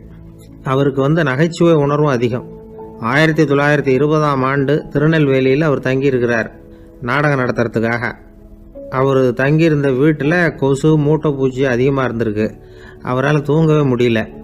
அவர் அனுபவித்த தொல்லைகள் ஒரு பாட்டாக உருவாச்சு. வேடிக்கையாக ஒரு பாட்டு எழுதினாராம். மூட்டையும் கொசுவும் ஒரு வீட்டிலே மீட்டிங் போட்டால் முன்னே நிற்க யாரால் முடியும்? கொசு மோகன ராகம் போல சத்தம் போட்டு முன்னே நின்று செய்திடும் யுத்தம். இதை மறுநாள் நாடகத்தில் கோமாளி வேஷம் போட்ட ஒரு சிறுவனை விட்டு பாட வச்சிருக்காரு. எல்லாரும் சிரித்து ரசித்தாங்களாம். சங்கரதாஸ் சுவாமிகள் கல்யாணமே பண்ணிக்கல, துறவி மாதிரியே வாழ்ந்திருக்கார். தமிழ் நாடக கலைக்கு தன்னையே அர்ப்பணம் பண்ணிட்டவர் அவர். 1922 நவம்பர் மாதத்தில் ஒரு நாள் புதுச்சேரியில் அவர் வாழ்க்கை முடிஞ்சுது. அப்போ அவருக்கு வயசு 55. சங்கரதாஸ் சுவாமிகள் நாடக ஆசிரியர் மட்டும் இல்லை, மேடை நாடக இயக்குனர், தயாரிப்பாளர். அவரே ஒரு சிறந்த நடிகர். ஒரு தடவை சாவித்திரி நாடகத்தில் இவர் யமதர்மனா வேஷம் போட்டு நடிச்சிருக்கிறார். நாடகம் பார்த்துக்கிட்டு இருந்த கருவுற்ற ஒரு பெண்மணிக்கு பயத்தினால அங்கேயே குழந்தை பிறந்துட்டு தான். அந்த நிகழ்ச்சிக்கு அப்புறம் இவர் இந்த வேஷம் போடுறப்போலாம் ஜனங்களுக்கு முன்கூட்டியே எச்சரிக்கை கொடுக்க ஆரம்பிச்சிருவாராம். அதாவது அப்படி யாராவது பயப்படுறவங்க இருந்தால் கொஞ்சம் கண்ணை மூடிங்க அல்லது எழுந்திரிச்சு போடுங்கன்னு. நடிப்புன்னா அப்படிலாம் இருக்கணும். இந்த காலத்தில் நடிகர் ஒருத்தர் சொன்னார், சார் நான் இந்த நாடகத்தில் நடிக்கிறப்போ முகத்தில் நவரசங்களையும் காட்டி நடித்தேன், உணர்ச்சிகளை எல்லாம் நல்லா காட்டி நடித்தேன். அப்படி இருந்தும் ஜனங்கள் கல் எடுத்து மேடையில் வீசிவிட்டாங்க சார் அப்படின்னார். நாடகத்தில் உங்களுக்கு என்ன வேஷம் அப்படின்னு கேட்டாங்க. அது செத்து கிடக்கிற பணமாக நடித்தேன் சார் அப்படின்னார். ஒரு தடவை கலைவாணர் NS கிருஷ்ணன் பேராசிரியர் கல்கியை சந்தித்து பேசிக்கிட்டு இருந்தாராம். கலைவாணர் கல்கியை பார்த்து, எனக்கு கதை எழுத ஆசையாக இருக்குது, எப்படி எழுதுறதுன்னு கேட்டாராம். கதை எழுதுறதுக்கு 4 மை வேணும்னாராம் கல்கி. அப்படியா, அப்படின்னா என்னென்ன கலர் மை அப்படின்னு கேட்டிருக்காரு கலைவாணர் சிரிச்சுக்கிட்டே. நான் சொன்னது கலர் மை இல்லை, அது வேற மை. அதாவது கதை எழுதுறதுக்கு தேவைப்படுகிற 4 மை எதுன்னா, 1 திறமை, 2 பேணாமை, 3வது தனிமை, 4வது பொறுமை அப்படின்னாராம். உடனே கலைவாணர், உங்க யோசனை அருமை அப்படின்னாராம். அதுதான் கலைவாணர். பொதுவாக எழுத்தாளர்கள் எழுதுற மாதிரி நடந்துக்கிறது இல்லை. ஆனால் கலைவாணர் என்ன சொல்லுவாரோ அதே மாதிரி நடந்துக்குவார். எல்லாருக்கும் எல்லாம் கிடைக்கணுங்கிற கருத்தை சினிமா படங்களில் வலியுறுத்துவார். அதே மாதிரி நடைமுறை வாழ்க்கையிலேயும் எல்லாருக்கும் எல்லாமும் கொடுப்பார். பணம், பதவி, புகழ் இப்படி எதுவுமே இல்லாத ஒரு சாதாரண மனுஷனா இருந்தா கூட இவர் மனுஷனுக்கு கொடுக்குற மரியாதையில கொஞ்சமும் குறைச்சல் இருக்காது. இந்த குணம் சாதாரணமா எல்லாருக்கும் இருக்கிறது இல்லை. அவரு சினிமா தியேட்டருக்கு போய் சினிமா பார்க்கறது வழக்கம். அவர் வந்திருக்கிறாருங்கிறது தெரிஞ்சா போதும், வெளியில பிச்சைக்காரங்க கூடிடுவாங்க. இது அவருக்கு தெரியும். வெளியில நம்மளை நம்பி ஒரு கூட்டம் காத்துக்கிட்டு இருக்குமேன்னு நினைப்பார். உடனே ஒரு 100 ரூபா நோட்டை கொடுத்து சில்லறையா மாத்திட்டு வர சொல்லுவார். படம் முடிஞ்சு வெளியில வர்றப்போ சில்லறையோட வருவார். எல்லாருக்கிட்டையும் கொடுத்துருவார். ஏன்னா எல்லாரும் தேடிட்டு வருவாங்க அவரை. என்ன எல்லாரும் சௌக்கியமா இருக்கிறீங்களா அப்படின்னு பிரியமா விசாரிப்பார். ஏதோ ரொம்ப நெருங்கின சொந்தக்காரங்களை விசாரிக்கிறது மாதிரி விசாரிப்பாரு. தன்கிட்ட இருக்கிற சில்லறையை எல்லாருக்கும் சமமா பிரிச்சு கொடுத்துட்டு தான் அங்கிருந்து புறப்படுவார். ஒரு நாள் அது மாதிரி புறப்படுற சமயத்துல ஒரு சின்ன பையனுக்கு சில்லறை எதுவும் கிடைக்கல கொடுக்கறதுக்கு. இது கலைவாணருக்கு தெரியாது. கார்ல ஏறி புறப்பட்டு போயிட்டார். அந்த பையன் காரை பிடிச்சிக்கிட்டு பின்னாடியே ஓடியாந்துருக்கிறான். ஐயா, நீங்களே இல்லைன்னு சொன்னா நான் என்ன பண்றது, இன்னைக்கு பட்னி தான், அம்மாவுக்கு வேற உடம்பு சரியில்லை அப்படின்னு கத்திட்டே ஓடியாந்தானா. கலைவாணர் கவனிச்சுட்டார். உடனே காரை நிறுத்த சொன்னார். இறங்கினார். அந்த சின்ன பையனை கட்டி பிடிச்சிக்கிட்டு, என்ன மன்னிச்சுக்கப்பா, நான் கவனிக்காம வந்துட்டேன் அப்படின்னு சொல்லி அழ ஆரம்பிச்சுட்டாராம். இன்னொரு தடவை இதே மாதிரி ஒரு தியேட்டர்ல இருந்து வெளியில வந்திருக்கிறார். ஒரு ஆள் அவர்கிட்ட வந்து நின்றுருக்கார். அவர் கொடுக்கறதுக்கு இவர்கிட்ட பணம் இல்ல. பணம் இல்லையாப்பா அப்படின்னாராம். உங்ககிட்டயே இல்லையா அப்படின்னாராம் அவரு. கலைவாணருக்கு மனசு ரொம்ப சங்கடமா போச்சு. உடனே புறப்பட்டு வீட்டுக்கு போனார். அங்க இங்க தேடி பார்த்து அங்க இருந்த கொஞ்சம் நெஞ்ச சில்லறை எடுத்தார். காரு டிரைவரை கூப்பிட்டார். தியேட்டர் வாசல்ல நின்றுகிட்டு இருந்த ஆசாமியோட அங்க அடையாளங்களை சொன்னார். காரை எடுத்துட்டு போய் அந்த ஆளை கண்டுபிடிச்சு இந்த காசை கொடுத்துட்டு வா அப்படின்னு அனுப்பி வச்சாராம். பிச்சை போடுறதுக்காக காரை அனுப்புனதாக வேற யாரை பத்தியாவது நீங்க கேள்விப்பட்டிருக்கிறீங்களா? அவர் ஒரு வித்தியாசமான மனிதர், வித்தியாசமான கலைஞர். கலைவாணரோட சகோதரர் கல்யாணம் நடந்தது. அதுல தியாகராஜ பாகவதர் கச்சேரி முடிஞ்ச உடனே அதுல சம்பந்தப்பட்ட கலைஞர்களுக்கெல்லாம் கலைவாணர் பரிசுகள் கொடுக்கிறார். அந்த கச்சேரியில கடம் வாசிச்சவருக்கு மட்டும் மத்த எல்லாருக்கும் கொடுத்ததை விட பெருசா ஒரு வெள்ளி கோப்பையை பரிசா கொடுத்தாராம். மற்றவங்களுக்கு எல்லாம் சின்னதா கொடுத்துட்டு கட வித்துவானுக்கு மட்டும் பெருசா பரிசு கொடுக்குறீங்களே ஏன்னு கேட்டிருக்கிறாங்க. அதுக்கு கலைவாணர் விளக்கம் கொடுத்தாராம். இப்பெல்லாம் ரயில்ல கூட்டம் அதிகங்கிறது உங்களுக்கு எல்லாருக்கும் தெரியும். இந்த வித்வான் இவ்வளவு பெரிய மண்பானைய ரயில்ல ரொம்ப பத்திரமா உடையாம ரொம்ப தூரத்துல இருந்து கொண்டு வந்திருக்கிறாரே, அது என்ன சாமான்யமான காரியமா? அவரோட அந்த சாமர்த்தியத்தை பாராட்டுறதுக்காக தான் அவருக்கு இவ்வளவு பெரிய பரிசு அப்படின்னு விழுந்தது. உடனே அவங்களுக்கு ஒரு ஆசை, கபீரை சந்திச்சு பேசணும் அப்படின்னு அவங்க ஆசைப்பட்டாங்க. அவங்க அப்படி ஆசைப்பட்டதுக்கு ஒரு காரணம் உண்டு. ஏன் அப்படி ஆசைப்பட்டாங்கன்னா, 2 ஞானிகளை சந்திக்க வச்சா பல அரிய தத்துவங்களை கேட்கறதுக்கு ஒரு வாய்ப்பு கிடைக்கும். அதனால அவங்க 2 பேரையும் எப்படியாவது சந்திக்க வச்சிடணும் அப்படின்னு அவங்க ஆசைப்பட்டாங்க. அந்த சீடர்கள் தங்களுடைய விருப்பத்தை அவர்கிட்டயே சொன்னாங்க. இது மாதிரி அவர் கபீர் இந்த ஊர்ல இருக்கிறதா தெரியுது, சந்திச்சா தேவையில்லைன்னு. சரி, கபீரை சந்திக்கலாம், ஆனா அவரோட பேசுறத பத்தி நான் எதையும் சொல்றதுக்கு இல்லை அப்படின்னு விட்டார் பரீத். ஏன் கபீரோட நீங்க எதுவும் பேச மாட்டீங்களா அப்படின்னு கேட்டாங்க சீடர்கள். அவரோட பேசுறதுக்கு எதுவும் இல்லை. ஏன்னா எனக்கு என்ன தெரியுங்கிறது அவருக்கு தெரியும், அவருக்கு என்ன தெரியுங்கிறது எனக்கு தெரியும். அப்படி இருக்கிறப்ப நாங்க 2 பேரும் பேசிக்கிறதுக்கு என்ன விஷயம் இருக்க போகுது அப்படின்னாரு அவர். இங்க நிலைமை இப்படி. கபீர் இருக்கிற இடத்துல என்ன நடந்தது தெரியுமா? இது மாதிரி பரீத் காசிக்கு வந்திருக்கிறார் அப்படிங்கிற விஷயம் கபீரின் சீடர்களுக்கு தெரிஞ்சது. உடனே அவங்களும் நீங்க ஷேக் பரீத்தை சந்திச்சு பேசணும்னு அவர்கிட்ட கேட்க ஆரம்பிச்சாங்க. அதுக்கு கபீர் சொன்னாராம், நாங்க 2 பேரும் சந்திச்சுக்கிட்டா ஒருத்தர் கட்டி தழுவிக்குவோம், ஆனந்த கண்ணீர் வடிப்போம், வார்த்தைகளால பரிமாறிக்கிறதுக்கு எங்ககிட்ட எதுவும் இல்லை அப்படின்னாராம். இருந்தாலும் 2 பக்கத்துல இருந்த சீடர்களும் அப்படி நினைக்கல.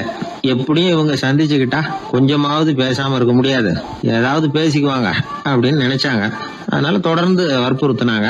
கபீர் பரீத்தை தன்னுடைய ஆசிரமத்துக்கு அழைச்சார். அந்த ஊரின் எல்லைக்கே போய் அவரை அழைச்சிட்டு வந்தார். 2 பேரும் சந்திச்சாங்க. ஒருத்தர் கட்டி பிடிச்சுக்கிட்டாங்க. ஒருத்தர் கையை ஒருத்தர் பிடிச்சபடியே ரொம்ப நேரம் நின்றுட்டு இருந்தாங்க. ஆனந்த கண்ணீர் வழிஞ்சுது. கபீர் ஆசிரமத்துல 2 பேரும் மௌனமா உட்கார்ந்துருக்கிறாங்க. ஏதாவது பேசுவாங்கன்னு சொல்லி எதிர்பார்த்துக்கிட்டே 2 பக்கமும் சீடர்கள் காத்துக்கிட்டு இருக்கிறாங்க. பேசுங்கன்னு சொல்லியும் பார்த்தாங்க. அதை கேட்டதும் லேசா சிரிச்சாங்களே தவிர எதுவுமே பேசிக்கலையா. ஒரு நாள் பூரா இப்படியே போயிட்டுது. அதுக்கப்புறம் பரீத் கபீர் கிட்ட விடைபெற்றுக்கிட்டு புறப்பட்டார். ஏன் நீங்க பேசல அப்படின்னு சொல்லி கபீரின் சீடர்கள் கேட்டாங்களாம். அதுக்கு கபீர் சொன்னார், நாங்க 2 பேரும் உணர்ந்ததை சொல்றதுக்கு வார்த்தைகள் கிடையாது. எல்லாமும் உணர்ந்த பரீத்து கிட்ட பேசுறதுக்கு என்கிட்ட எதுவும் இல்லை, அதனால பேசல அப்படின்னார். இதே மாதிரி பரீத்தின் சீடர்களும் அவர்கிட்ட கேட்டிருக்கிறாங்க, ஏன் நீங்க பேசலன்னு. எங்க 2 பேர்ல யாராவது ஒருத்தர் பேச ஆரம்பிச்சிருந்தாலும் அதை போல முட்டாள்தனம் வேற எதுவும் இருக்க முடியாதுன்னாரு அவரு. ஞானிகள் 2 பேரும் பேசி இருந்தா என்ன ஒரு தெளிவு கிடைக்குமோ அதை விட அதிகமான தெளிவு கிடைச்சதான் சீடர்களுக்கு.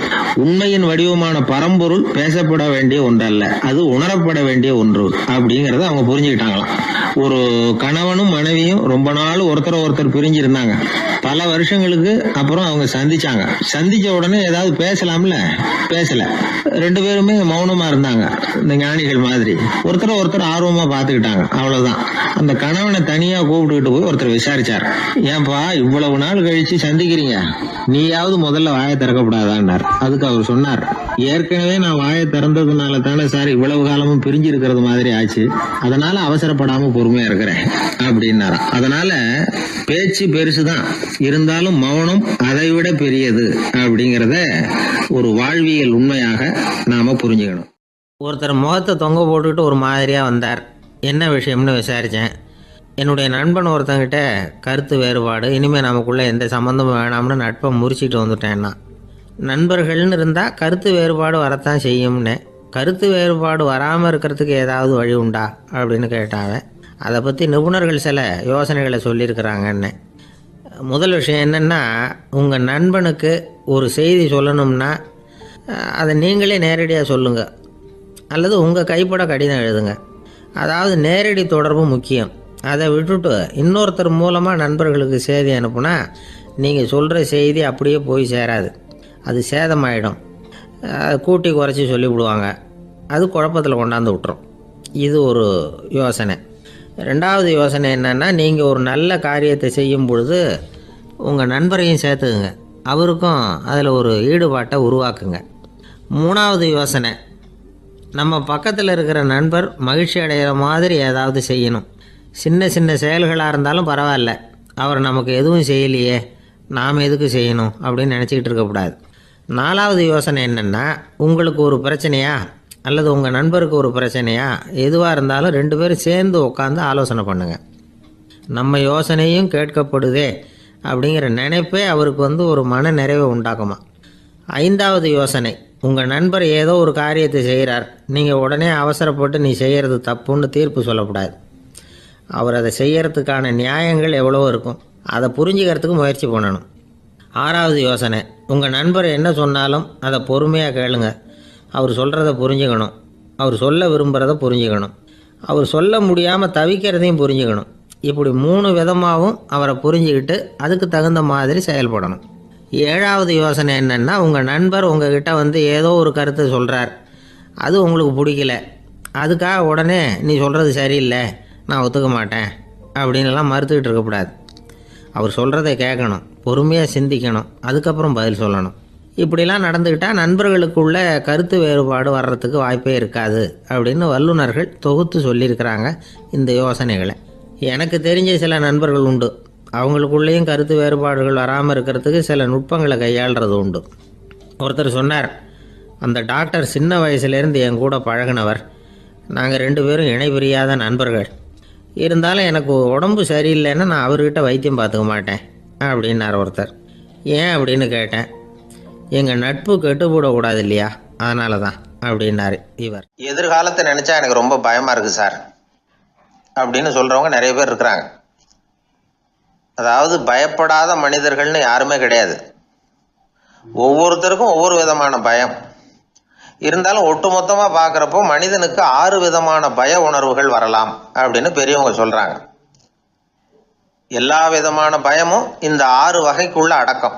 அந்த 6 வகை பயமும் 6 எதிரிகள் மாதிரியாம். 6 எதிரிகளையும் புரிஞ்சுக்கிட்டோம்னா போதும், வாழ்க்கையில் சுலபமாக வெற்றி அடைய முடியும். சரி, அந்த 6 வகை பயம் என்னென்ன அப்படின்னு பார்ப்போம். முதல்ல வறுமை பற்றிய பயம், 2வது பழிச்சொல் பற்றிய பயம், 3வது உடல் நலம் பாதிப்பு பற்றிய பயம், 4வது என்னன்னா காதல் தோல்வி, 5வது முதுமை, 6வது மரணம். அதாவது பயப்படுறதுங்கிறது ஒரு மனநிலை தான். இந்த மனநிலையை கட்டுப்படுத்த முடியும், திசை திருப்ப முடியும். சரி, இந்த பயங்களின் அறிகுறிகள் எப்படி இருக்கும்? வறுமை பற்றிய பயம் அப்படின்னு முதல்ல சொன்னோம் இல்லையா, அந்த பயத்தின் அறிகுறிகளை தெரிஞ்சுக்குவோம். எதுலேயும் அக்கறை இல்லாமல் இருக்கிறது, ஒரு குறிக்கோள் இல்லாமல் இருக்கிறது, வறுமையை சகிச்சுக்கிறது, வாழ்க்கையில் கிடைக்கிறது எதுவாக இருந்தாலும் ஆட்சேபனை இல்லாமல் ஏற்றுக்கிறது, மனசாலும் உடம்பாலும் சோர்ந்து போயிருக்கிறது, ஆர்வம், முனைப்பு, கற்பனை திறன் எதுவுமே இல்லாமல் இருக்கிறது. இதெல்லாம் தான் அந்த வறுமை பற்றிய பயத்தின் அறிகுறிகள். அந்த அடுத்தது ஒன்று பார்த்தோமே, பழிச்சொல் பற்றிய பயம். அதாவது அடுத்தவங்க நம்மளை குறை சொல்லி விடுவாங்களோ அப்படிங்கிற பயம். இதுக்கு அறிகுறி என்ன தெரியுமா?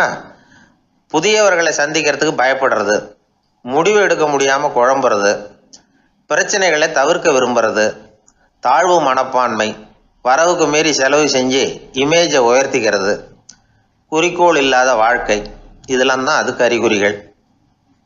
3வது பயம் உடல் நலம் பாதிப்பு பற்றிய பயம், அதாவது நோய் பற்றிய பயம்.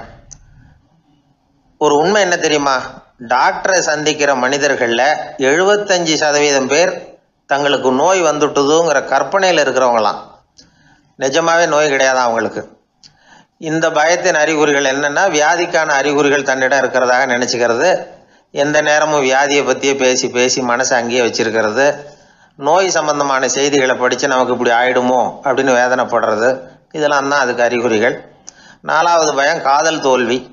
இது ரொம்ப வேதனை, உடம்பையும் மனசையும் சீரழிச்சு விடும். ஆண்களை விட பெண்கள் தான் இந்த பய உணர்வில் அதிகமாக பாதிக்கப்படுறாங்க. 5வது முதுமை பற்றிய பயம். 6வது மரண பயம், வயசான காலத்தில் எப்படி சமாளிக்கிறது அப்படிங்கிற பயம். ஆக இதையெல்லாம் நாம் புரிஞ்சிக்க வேண்டியது ரொம்ப அவசியம். இந்த 6 வகை பயங்களை சரியாக புரிஞ்சுக்கிட்டு நாம் நடந்துக்கணும். வாழ்க்கையின் முன்னேற்றத்துக்கு இந்த பயங்கள் முட்டுக்கட்டே ஆகிடக்கூடாது. உழைச்சி பணம் சேர்க்கணும், உற்சாகமாக மனசை வச்சுக்கணும். மனசை கட்டுப்படுத்துகிற மார்க்கம் தெரிஞ்சுக்கிட்டா போதும், எல்லாம் சரியாக வந்துடும். நம்ம ஆள் ஒருத்தன் சொன்னான், சார் எனக்கு வறுமை பற்றிய பயம்தான் இருந்தது, ஒரே ராத்திரியில் 30,000 ரூபா தயார் பண்ணிவிட்டேன், இப்போ எனக்கு இன்னொரு பயம் வந்துட்டுதுன்னா. என்ன பயம்னு கேட்டாங்க. போலீஸு கண்டுபிடிச்சிருமோங்கிற பயம்னா. இது இந்த பயத்தில் அடங்காது. அதனால் அஞ்சி அஞ்சி சாவார், அஞ்சாத பொருள் இல்லை அப்படின்னு பாரதி சொன்னார் இல்லையா? அது மாதிரி பயத்தை புரிந்து கொண்டு அதற்கு தகுந்த மாதிரி நம்முடைய வாழ்க்கையை அமைத்து கொள்ள வேண்டும். அப்படி அமைத்து கொள்ளுகிறவர்களுக்கு வெற்றி நிச்சயம். ஒரு ஊரில் ஒரு ஆள் இருந்தான். அவன் ஒரு நாள் கோயிலுக்கு போனான். கடவுள்கிட்ட வேண்டிக்கிட்டான், எனக்கு ஒரு 1,00,000 ரூபா நீ கொடுத்தா நான் உன் சன்னதியில் ஒரு தேங்காய் உடைக்கிறேன் அப்படின்னு வேண்டிக்கிட்டான். கடவுள் பார்த்தார். உடனே அவன் கண் முன்னாடி தோன்றினார். இந்தா நீ கேட்ட 1,00,000 ரூபாய் அப்படின்னு சொல்லி அவன் கையில் பணத்தை கொடுத்துட்டு மறைஞ்சிட்டார். இவனால் நம்பவே முடியல. இவ்வளவு சுலபமாக கிடைக்கும்னு தெரிஞ்சிருந்தா அனாவசியமாக ஒரு தேங்காய் உடைக்கிறேன்னு வேண்டியிருக்க வேண்டியது இல்லையே அப்படின்னு நினச்சான். இருந்தாலும் வேண்டுதலை நிறைவேற்ற வேண்டியது கடமை. அதுக்காக என்ன பண்ணால், பக்கத்தில் ஒரு கடைக்கு போனான். ஒரு தேங்காயை கையில் எடுத்தான். இது என்ன விலைன்னு கேட்டான். 5 ரூபான்னார் கடையில் இருந்தவர். அதிகமாக இருக்குதே விலைன்னா. அப்படின்னா ஒன்று செய்யுங்க, அடுத்த ஊருக்கு போங்க, அங்கே தென்னந்தோப்பு அதிகம், அதனால் அங்கே இதை விட குறைஞ்ச விலைக்கு கிடைக்கும் அப்படின்னார். சரின்னு அடுத்த ஊருக்கு கிளம்புனான். அங்கே போய் விசாரித்தான். ஒரு தேங்காய் 3 ரூபாய் விலைன்னாங்க. இதுவும் அதிகமாக தெரியுதேன்னா. அப்படின்னா ஒன்று செய்ய, அதோ அந்த ஆற்று ஓரமாக ஒரு தென்னை மரம் இருக்குது பார், அதில் நீயே ஏறி பறிச்சுக்கோ, ஒரு தேங்காய்க்கு 1 ரூபா கொடுத்தா போதும் அப்படின்னார் அந்த தோப்புக்கு சொந்தக்காரரு. இவனுக்கு மரம் ஏற தெரியாது, இருந்தாலும் ஆசை யாரை விட்டுது, விலை சல்லிசாக இருக்குதே. ஆற்று ஓரம் போனால் தட்டு தடுமாறி அந்த மரத்தில் ஏறினா அந்த தென்னை மரம் வளைஞ்சி ஆற்று பக்கம் போய் அப்புறம் நிமிர்ந்து இருந்தது. அதாவது மரத்தின் உச்சி சரியாக ஆற்றுக்கு நடுவில் இருந்தது. ஆற்றுல வெள்ளம் கரபுரண்டு ஓடிக்கிட்டு இருக்கு. இவன் கடவுள் கொடுத்த 1,00,000 ரூபாயை மடியில் வச்சு இறுக்கி கட்டிக்கிட்டான். உச்சிக்கு போய் காய் பறிக்கிற சமயத்தில் காற்றும் மழையும் பலமாக கலந்து அடிக்க ஆரம்பிச்சுட்டுது. கால் வழுக்கி விட்டுட்டுது. இவன் சடார்னு ஒரு தென்னை மட்டையை பிடிச்சிக்கிட்டு தொங்க ஆரம்பிச்சிட்டான்.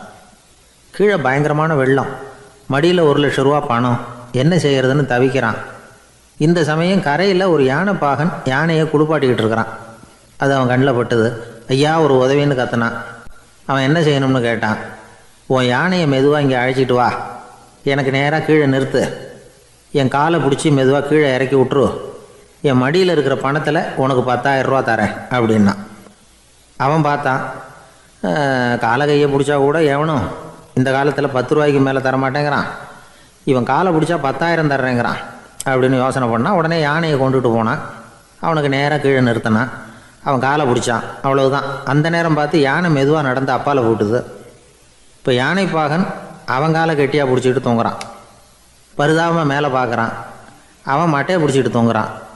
இப்போ யானை பாகன் சொல்கிறான், தம்பி மட்டையை விட்டுறாத, கெட்டியாக பிடிச்சிக்கோ, நான் உனக்கு 10,000 ரூபா தரேன், இதோ மடியில் தான் வச்சுருக்கேன்னா. மேலே தொங்குறவனுக்கு இந்த நிலைமையிலேயும் ஒரு சந்தோஷம், மேற்கொண்டு ஒரு 10,000 ரூபா நமக்கு கிடைக்கும் போல இருக்கே அப்படின்னு. இந்த சமயத்தில் ஒருத்தன் ஒட்டகத்தை ஓட்டிகிட்டு வந்தான் அந்த பக்கமாக குளிப்பாட்டுறதுக்கு. யானை பாகம் பார்த்துட்டான். ஐயா ஒட்டகக்காரரே, அதை இங்கே கொண்டுகிட்டு வா, எங்கள் காலை பிடிச்சி பத்திரமா இறக்கி விடு, நாங்கள் பணம் கொடுக்குறோம்னா. அவனும் பணத்துக்கு ஆசைப்பட்டு வந்தான். அவன் காலை பிடிக்கிற சமயம் ஒட்டகமும் நழுவி போட்டுது. இப்போ 3 பேருமே வரிசையாக தொங்குறாங்க. ஒட்டகக்காரன் கத்துறான், தம்பி மட்டையை விட்டுறாத, கெட்டியாக பிடிச்சிக்கோ, நான் என் மடியில் இருக்கிற 5,000 உனக்கு தந்துடுறேன்னா. மேலே தொங்குறவனுக்கு இன்னமும் சந்தோஷம், இவனும் பணம் தர்றேங்கிறான் அப்படின்னா இன்றைக்கி நமக்கு மொத்த பண வரவு எவ்வளவு அப்படின்னு ஒவ்வொன்றா கூட்டி பார்க்க ஆரம்பித்தான்.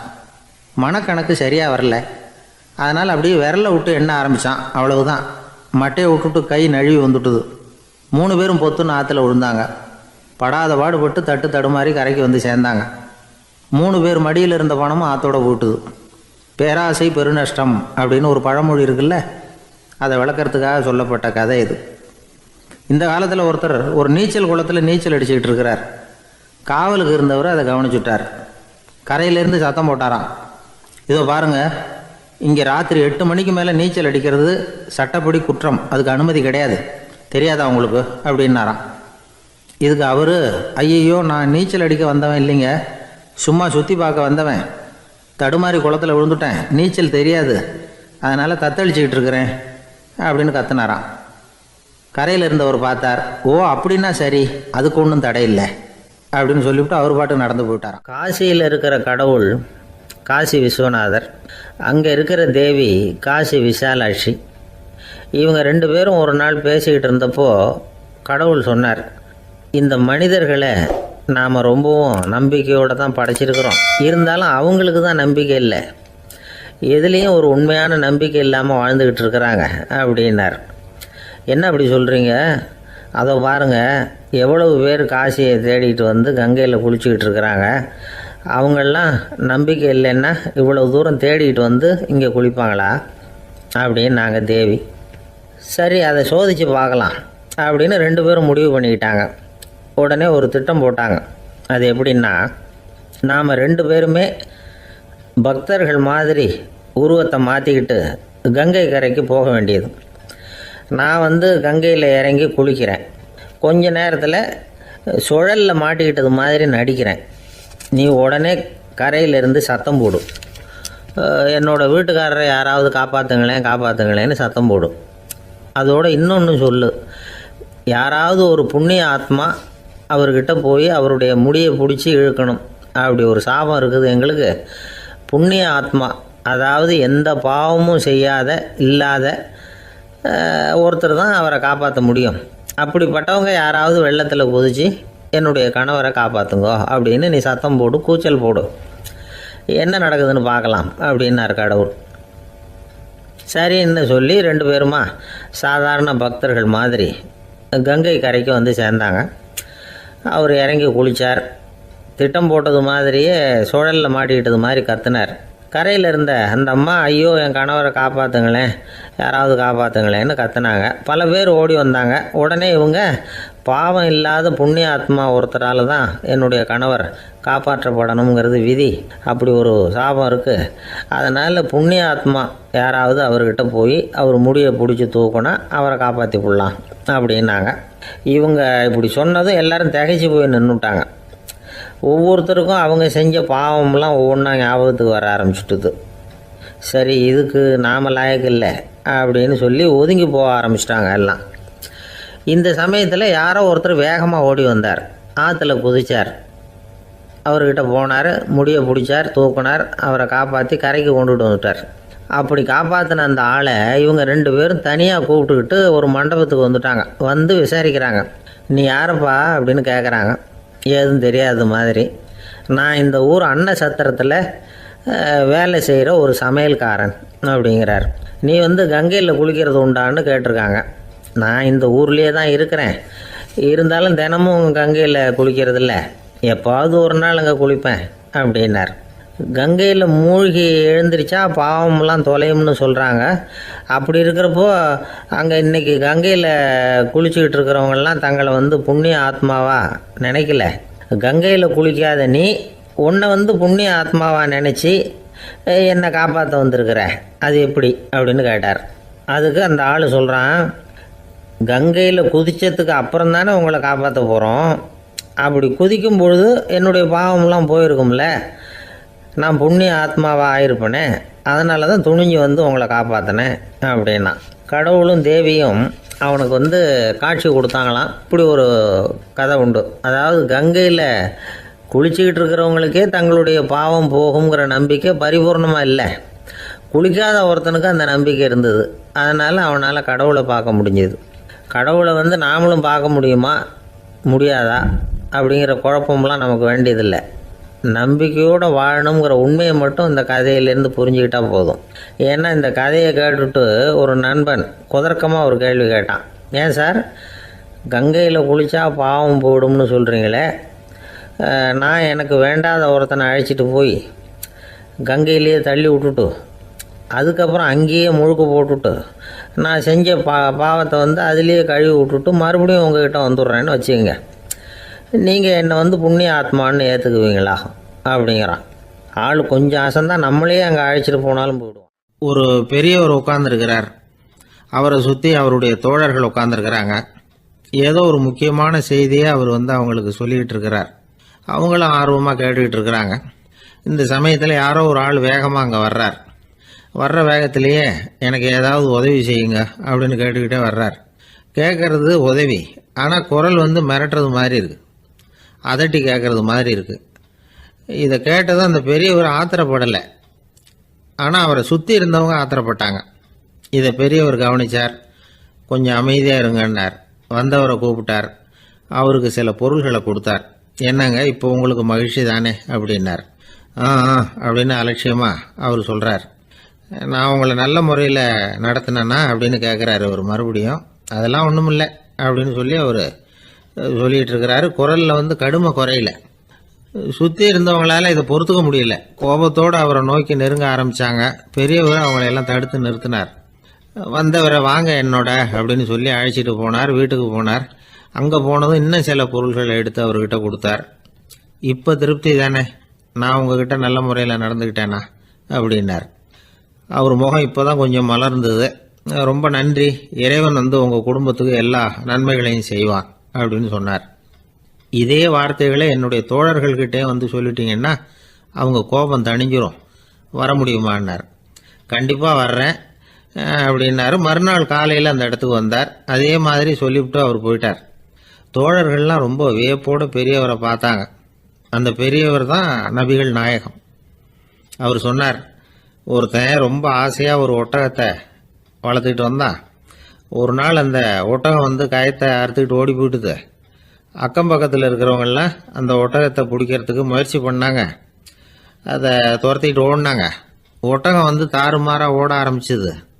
இந்த சமயத்தில் ஒட்டகத்தை வளர்த்தவன் அங்கே ஓடி வந்தான். நீங்கள் அதை ஒன்றும் செய்ய வேணாம், விட்டுருங்க, அதோட சுபாவம் எனக்கு நல்லா தெரியும், அதை சுலபமாக என்னோடய வழிக்கு கொண்டுகிட்டு வந்துட முடியும், நான் பார்த்துக்கிறேன், விட்டுருங்கோ அப்படின்னா. எல்லாரும் விலைக்கு போயிட்டாங்க. இவன் என்ன செஞ்சான் தெரியுமா? கொஞ்சம் புல்லை கையில் எடுத்துக்கிட்டு அந்த ஒட்டகத்தை நெருங்கினான். அவ்வளவுதான். அது ஓடி வந்து இவன் காலடியில் உட்காந்துக்கிட்டது. செல்லமாக அதை அப்படியே தடவி கொடுத்தான். முதுகில் ஏறி உட்காந்துக்கிட்டான். அது பாட்டுக்கு சாதுவாக நடந்து போகுது. இந்த கதையை நபிகள் நாயகம் தம்முடைய தோழர்களுக்கு சொல்கிறார். ஒட்டகத்தை மட்டும் இல்லை, சில மனிதர்களையும் கூட சில விதத்தில் அணுகி தான் அவர்களை வந்து சீர்திருத்த வேண்டியிருக்குது அப்படிங்கிறத அவங்களுக்கு உணர்த்தினார். இது ஒரு அழகான உளவியல் அணுகுமுறை. சில குடும்ப தலைவர்கள் கூட இந்த ஒட்டகம் மாதிரி நடந்துக்கிறது உண்டு, அப்புறம் அடங்கி போகிறதும் உண்டு. ஒரு குடும்ப தலைவர் காலையில் எழுந்திரிச்சதுலேருந்து சத்தம் போட்டு கத்திக்கிட்டு இருப்பார். பக்கத்தில் இருந்தவங்கலாம் ஓடி போய் சமாதானம் பண்ணி பார்த்தாங்க. அவர் ஓயறது மாதிரி தெரியல. கடைசியில் அவர் மனைவி வந்தாங்க. நீங்கள் எல்லாம் விலைக்கு போயிடுங்க, அவர் சுபாவம் எனக்கு தெரியும், நான் பார்த்துக்கிறேன் அப்படின்னாங்க. சரின்னு எல்லாரும் போயிட்டாங்க. சாயந்தரமாக வந்து பார்க்குறாங்க, அவர் சத்தம் இல்லாமல் ஒரு மூலையில் உட்காந்துருக்கிறார். ரொம்ப சாதுவா. ஆச்சரியமாக இருந்தது. என்னம்மா பண்ணீங்கன்னு கேட்டாங்க. அது ஒன்றும் இல்லைங்க, ஒரு வேளை சாப்பாட்டை நிறுத்தினேன், பட்னி போட்டேன், அவ்வளவுதான் அப்படின்னாங்க அந்த அம்மா. ஒரு பள்ளிக்கூடம் வகுப்பு நடந்துக்கிட்டு இருக்கு. ஆசிரியர் பாடம் நடத்திக்கிட்டு இருக்கிறார். நடத்தி முடித்த உடனே கேட்டார், மாணவர்களே, இதுவரைக்கும் நான் நடத்தின பாடத்தில் உங்களுக்கு ஏதாவது சந்தேகம் இருக்கா அப்படின்னு கேட்டார். அப்புறம் ஒவ்வொருத்தராக கேட்டார். ஒரு மாணவன் எழுந்திரிச்சான். சார், எனக்கு சந்தேகம் எதுவுமே இல்லைன்னா. ஏன்னு கேட்டார். ஏன்னா எனக்கு நீங்கள் நடத்தின பாடம் தெளிவாக புரிஞ்சுட்டுது, அதனால் சந்தேகம் வரலன்னா. இன்னொரு மாணவன் எழுந்திரிச்சான். சார், எனக்கும் சந்தேகம் எதுவும் இல்லைன்னா. ஏண்டான்னு கேட்டார். ஏன்னா எனக்கு நீங்கள் நடத்தின பாடம் எதுவுமே புரியல, அதனால் சந்தேகம் வரல அப்படின்னா. இந்த இடத்துல நாம் கொஞ்சம் சிந்திச்சு பார்க்கணும். இந்த உலகத்தில் எல்லாம் புரிஞ்ச ஒருத்தனுக்கும் சந்தேகம் வராது, எதுவுமே புரியாத ஒருத்தனுக்கும் சந்தேகம் வராது. அறகுறையாக புரிஞ்சுக்கிட்டவன் இருக்கான் பாருங்க, அவனுக்கு தான் அடிக்கடி சந்தேகம் வரும். ஆக மாணவர்களை இந்த 3 வகையாக பிரிக்கலாம். அதே மாதிரி தான் மனிதர்களையும் 3 வகையாக பிரிக்கிறாங்க ஆன்மீகவாதிகள். ஒரு ஆன்மீக பெரியவர் என்ன சொல்கிறார் தெரியுமா? இந்த உலகத்தில் 3 வகையான மனிதர்கள் இருக்கிறாங்களாம். முதல் வகை எப்படி தெரியுமா? இவங்களுக்கு எதையும் தெரிஞ்சுக்கணுங்கிற அவசியமே கிடையாது. ஏன்னா அவங்களுக்கு எல்லாமும் தெரியும். இவங்க ஞானத்தின் முழு வடிவாக இருக்கிற காரணத்தினால அவங்களுக்கு எந்த சந்தேகமும் இல்லை, எந்த கேள்விகளும் கிடையாது. இந்த நிலையில் இருக்கிறவன் கிருஷ்ணன். எல்லாத்துக்கும் விடை தெரிஞ்சுக்கிட்ட நிலையில் அவன் விடையாக மாறிவிட்டான் அப்படின்னு சொல்லுவாங்க. ரெண்டாவது நிலையில் இருக்கிறவன் அர்ஜுனன். இவனுக்கு எப்போ பார்த்தாலும் கேள்விதான், சந்தேகம்தான். பதில் சொல்ல சொல்ல அவனுக்கு இருக்கிற சந்தேகமும் அதிகமாகிட்டே இருக்கும், குறையவே குறையாது. அர்ஜுனன் மாதிரி உள்ளவங்க எப்பவும் கேள்வி கேட்டுக்கிட்டே இருப்பாங்க. ஒரு கேள்விக்கு விடை கிடைச்சுட்டுன்னு வைங்க, உடனே இன்னொரு கேள்வி அவங்ககிட்ட இருந்து வரும். கிருஷ்ணனுடைய நிலை எப்படின்னா அது கேள்விகளே அற்ற ஒரு நிலை. அர்ஜுனனுடைய நிலை எப்படின்னா அது கேள்விகளை தவிர வேறு எதுவும் அற்ற ஒரு நிலை.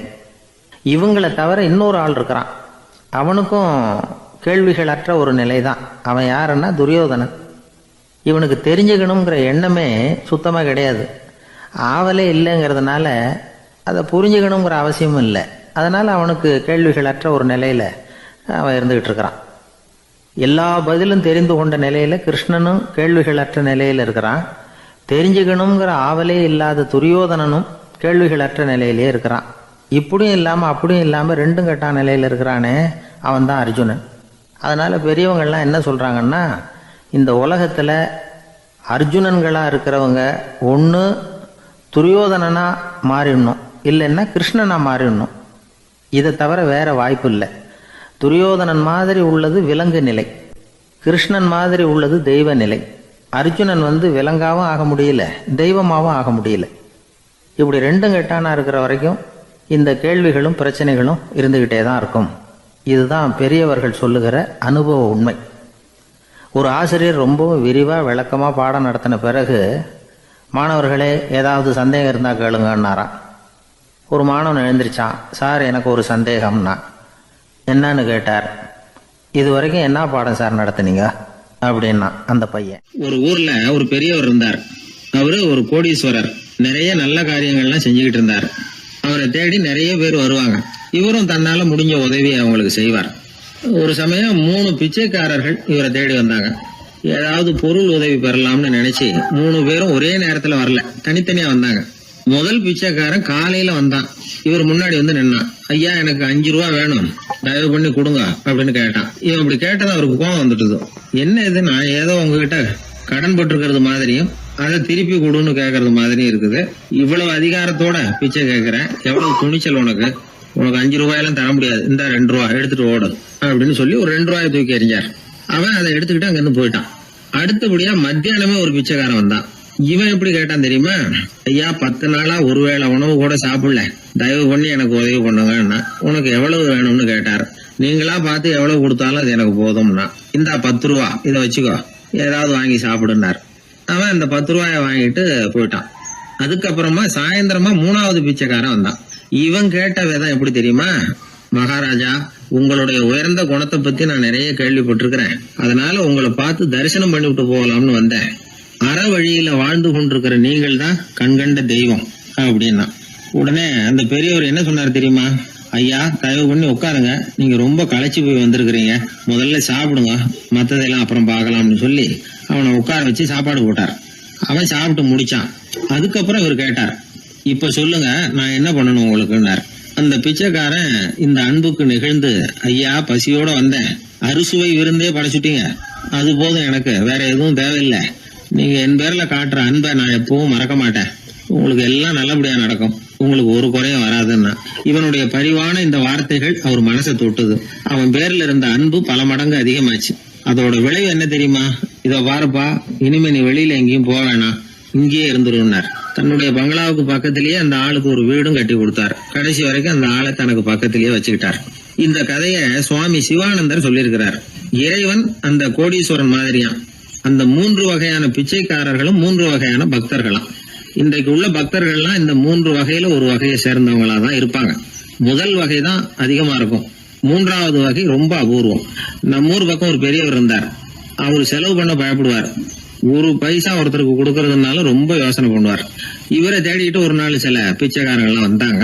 ஐயா நாங்கள்லாம் சேர்ந்து ஒரு பிச்சைக்காரர்கள் சங்கம்னு ஆரம்பிக்கிறோம், அதுக்கு நீங்க ஒரு 1000 ரூபாய் நிதி உதவி பண்ணுனா தேவையில்லைன்னாங்க. அதெல்லாம் ஒன்றும் கொடுக்க முடியாது, அவ்வளவு பணம்லாம் என்கிட்ட கிடையாதுன்னு விட்டார் அவர். சரி ஒரு 100 ரூபாயாவது கொடுங்களே அப்படின்னு கேட்டிருக்கிறாங்க. அதுவும் முடியாதுன்னாரு.